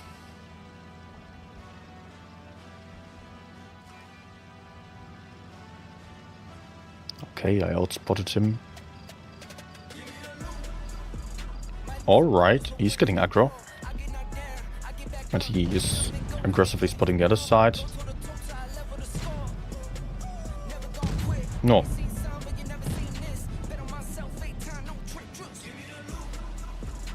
Oh, nice decapping shot there. But there is going to be more here. We know what we can do. We can just kill the Sheridan. That shouldn't be any issue at all.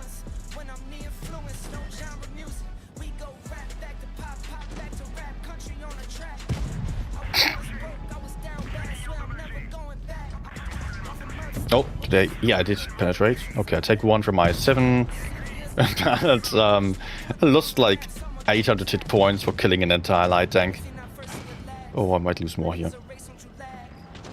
I don't like this situation really. No, man, I'm too stuck here. I mean, I have to take damage for running.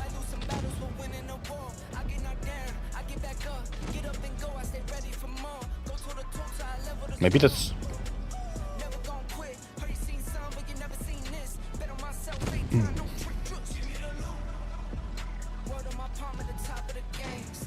Problem is that I get spotted. But he did not pay attention. Oh my gosh. Oh my.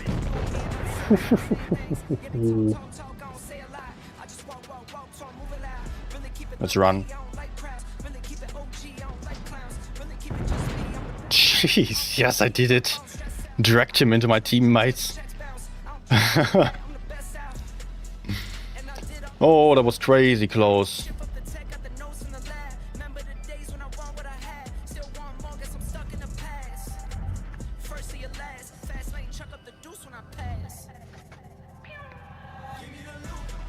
I could HE the top, maybe.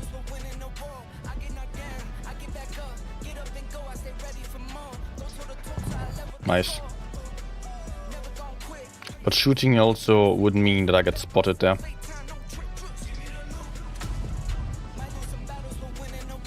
Oh, why are you moving? Alright, that's 2 again. 2.7k. And we still have, yeah, the IS-7 over here. Okay, let's go.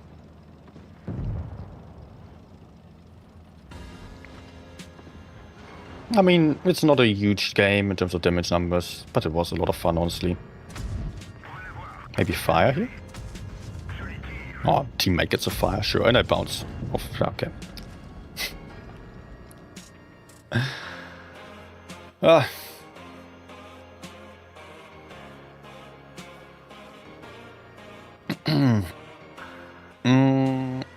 I still got 3.8k. Yes, with the RAM of the Sheridan. Also a lot of games on this guy, 130k. Yes, it was actually a fun battle. I think that's a good one to end on. Although I'm still in a good mood.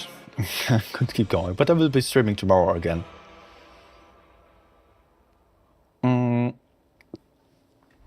What other content feature would you like to see after Reforged? After Reforged? Or in Reforged? First of all, I'm just hoping that it will be implemented in a way that we're all going to have all fun and are having the game as it is right now, plus stuff on top of that that has been announced but not necessarily balanced yet. Like the commanders. Like, I find the commanders honestly really interesting. But the question is how strong the skills are going to be, how impactful they are going to be. And if it's just like you can just pick one commander and the others don't matter at all, then there is nothing new to it. And honestly, after Wargaming just shared a few screenshots already, they are also removing a lot of the more fancy graphics. So the game is going to be pretty similar to the existing one. I personally would have...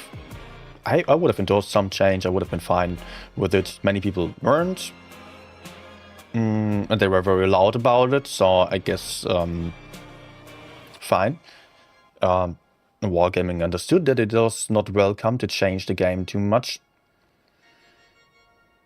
I just think that hopefully it's not changing too little either, because some of the changes were actually good ideas, and Wargaming might be a little bit too intimidated by the feedback potentially. That was just my perception. You know, every change you do is just leading to some feedback that's not going to be negative. People don't like change itself, even if it is for the better. So I'm still looking forward to most of the stuff they did announce. And beyond that, I'm also looking forward for the graphics and hoping that tournaments will be implemented very soon afterwards. So that's not going to be too much of an issue to wait for. Beyond that, I honestly don't know what I would wish for. Like, I don't need anything specific to the game. Otherwise, I wouldn't have played that much so far. I like the game as it is. I still think it can improve, it can change, and it doesn't have to remain the exact same. But there is nothing that I would really wish for being implemented. Actually, concerning the Reforged update, my biggest concern is that with a shift towards rating games, if everyone is intended to play rating games as the standard game mode, then it's just try-hardy stuff, and that's not necessarily always fun. And I don't know if random games are still going to be possible to play in the same way. I have no clue of that. None of us actually do. How are random games going to look like if everyone is playing the rating games by default? Probably you're still having to grind in randoms, and inexperienced players may play randoms. I don't know, honestly. I like randoms. I like them more than ratings in most situations. Sometimes I like ratings as well, and I can see that ratings are going to be a lot better with the changes announced there, with the league system that we are having. Because currently, if you're playing rating games, you are often having very mixed teams. You're having really bad players, even if you are at a 6K rating, which is like top 400 right now, and I did not really play that much. But even if you are tryharding that much or even higher, you're still going to get some people who are at 50% or below, who are really not on the same level, who are not capable of teamwork, etc. So they're not fixing the matchmaking problem really. Or it is not fixing the matchmaking problem if you're applying ratings as it is right now. With a league system that was announced, we are actually going to have more competitive gameplay that I'm really looking forward to. But if everyone plays it again, what are randoms going to look like? Who is still going to play randoms then? And how random are they? Are they just going to be like, I don't know, are they just going to be really bad because only bad players or only people grinding play them? And maybe some tryhards who are trying to farm. Is it then like bot matchmaking is at the moment? That's my concern there. We will have to wait and see. People fear change, they don't hate it. But sometimes they fear it so much that they start to hate it. I mean, I can only think of political examples. I don't know if everyone wants to hear about it. But just, I mean, yes, let me just talk about it. If you're thinking about the DEI stuff that people hate, in case you don't know, that like inclusivity programs that minority groups who are usually suppressed in a way, who are socially not having the same support as the majority of the people, they are getting some kind of incentives to actually get support in companies, for example. And that is a change that people really fear and hate nowadays in a lot of circles and political circles, that I cannot understand, which is not really based on anything factual, right? So they are fearing it, they are hating it, but it's not like someone would take your job because they are less qualified or so. And you're not losing anything from that. So people are just afraid of it, even though it is irrational. And that's the same thing, I think, with changes like these, although that is a metaphor, a comparison that is a little bit far off. But here it is also like people are so afraid of the changes that they think they have to hate it, because anything that is changing it might take away so much from them, even if it is actually about adding something that is not necessarily for them, but for some other people. So everyone is having more fun in the very end and having a better time. I think that is the main point there. So yeah, I guess just about that point. Yeah. Anything else about Reforged or anything like that? I guess we are done with that. Otherwise, I don't have any content feature requests. I came up with some ideas concerning some different statistics that you would benefit from when playing ratings. So you still have individual game statistics for each tank, because you need stats. Or you don't need them, but you want stats. You want to have some number, some figure to improve on. I don't know if Wargaming is going to implement that. Currently, you don't see any statistics for ratings at all, and we all know everyone plays random games for statistics, or like every better player does so. Even not the best players do so, because if you're just think of it, if you're going for some go-karts, like some go-kart hall where you're just driving some circles, you want to see your lap time. Even if you're not good at it, you still check your lap time and see, did you make some improvement? And if you're not having that number, then it's just driving. Yeah, it can also be fun, but you don't do it forever without seeing the improvement really. So I think for ratings, it also requires some sort of statistic to check whether you're making progress or if you are just stagnating, if you are just staying on the same level. And then I also recommended a separate button for reloading your gun and autoloaders. Some button that enables you to see your tank from above, basically, because that only exists in the reverse zoom mode. So if you are, if you're enabling that on the settings here, I don't know where it is right now. Reverse zoom, bottom right. If you're enabling that, you can just reverse and zoom out automatically. That can be very helpful, but to me it is highly distracting, so I'm not going for it.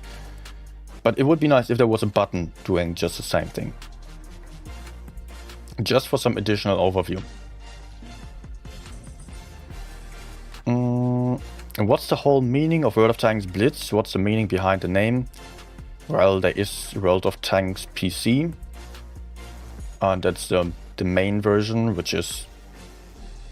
It is kind of the main version still. That's the origin of Blitz as well. But that is 15 versus 15, that is having artillery, that is a lot more campy, larger maps, etc. So Blitz, it's the touch version, it's just having 7v7 small maps, a lot more action. So Blitz, action, that's it. Calestra saying, I believe Wargaming not being super trustworthy adds to the fear. Yes, they are decent, but on some changes, they test the waters with bad implementation on purpose. For example, latest Reforged announcement. That's actually something that some Wargaming employee was also very concerned about. He did... I don't know, I don't think I can quote who it was because it was not public. What he was saying, he was really surprised that people did not trust the company at all, did not expect this kind of negative feedback. because they had to do some changes in the past that not everyone was happy with, and did have to change on promises that they made, or announcements that they made. And people took every word for a promise, of course, which is understandable. Like, you take the words for it. If someone just talks about how they're going to act in the future and they behave differently, you're losing trust. And people are taking it very personal if Wargaming is making some announcement that is actually just not becoming truth in the very end. Although I personally don't feel like there have been a lot of those. Very rarely it has been the case, if at all. I mean, yes, there have been cases I know of because I'm involved in hearing about the feedback of players, etc. I'm not, just for the context, I'm not a Wargaming employee, but I did get some information from the community, from other YouTubers, CCs, testers. There has been stuff where they did not stick to what they announced, for sure. But it was, in my opinion, it was not big enough to really disbelieve the company. And if they are making some changes here where it's not liked in the end, that's also not making them dishonest, but rather just means that they are trying out something that maybe can be seen as something a little bit more brave, which isn't necessarily a bad thing to try bold changes, because sometimes it is being the case that many people actually love it without expecting that it would be the case. I think of Leicester right now. How many people do you know who say remove 183 over here, who are so happy, or who were so happy if it was removed, and are just looking at the Leicester game, the Russian server basically, and seeing, okay, they removed 183, why don't we do that? Yes, you do definitely know some people, but in reality it is the most popular tank of the game here. So that would stir up some controversy as well if it was done. And people might say it's just not trustworthy anymore. Might be the same argument. Latest Reforged announcement I don't see as not being untrustworthy, because people just mistook the first announcement and the trailer especially as being something that was just written in stone when it was not. They were just testing stuff and people were thinking, okay, now that's going to happen. And then they said, okay, the tests did show that on the feedback that it was not going to be that welcome. So they reversed some changes or just adjusted the changes.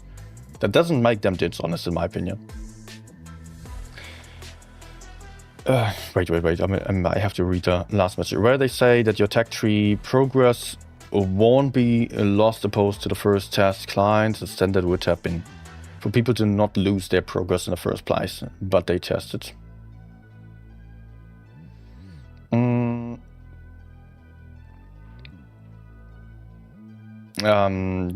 Actually, I don't know if they were... I don't know if they were actually not having this implemented on purpose or not, because they have to transfer a lot of data, and maybe they were just doing it for simplicity's sake. I don't know what is going on under the hood about the programming side of it. Maybe it was just easier to do and they just wanted it to look good for the start. Maybe they were still thinking about it and then just already convinced that they were not going to proceed with it. But there were, for example, they on the last update they showed us a lot of stuff where they actually knew already. In the final version it was not going to be the same, but it would take them a lot of time to optimize and to make it as good as it was, as it would be showable to the public. If it's totally bugged, then of course people are just going to be unhappy, and then they are all writing it into the feedback. Yeah, this is just messed up, so please fix it. And if they don't want to hear about it 1,000 times, then they just You know, I don't know what is going on. It's just my guess, honestly. Pony part, what is that? I don't. The company is at fault. I think it's the players and the ones that are associated and manipulating the game, which is the players are at fault. Who is manipulating the game? No one's manipulating the game. I mean, there are a handful of riggers, but very few of them. Those are not too noticeable, not really making any big impact here in the game, honestly. And I don't really actually get what you're referring to in detail there, honestly. Okay. I think we are kind of running out of stuff to talk about. Then thanks for watching, everyone. And if you liked it, please do like it as well. Give that thumb up on the stream, and also just I'll be happy to see you back soon. Tomorrow is the next stream. Subscribe still, please, if you did not remember to do so yet and want to see more. And have a good night. Have a good one.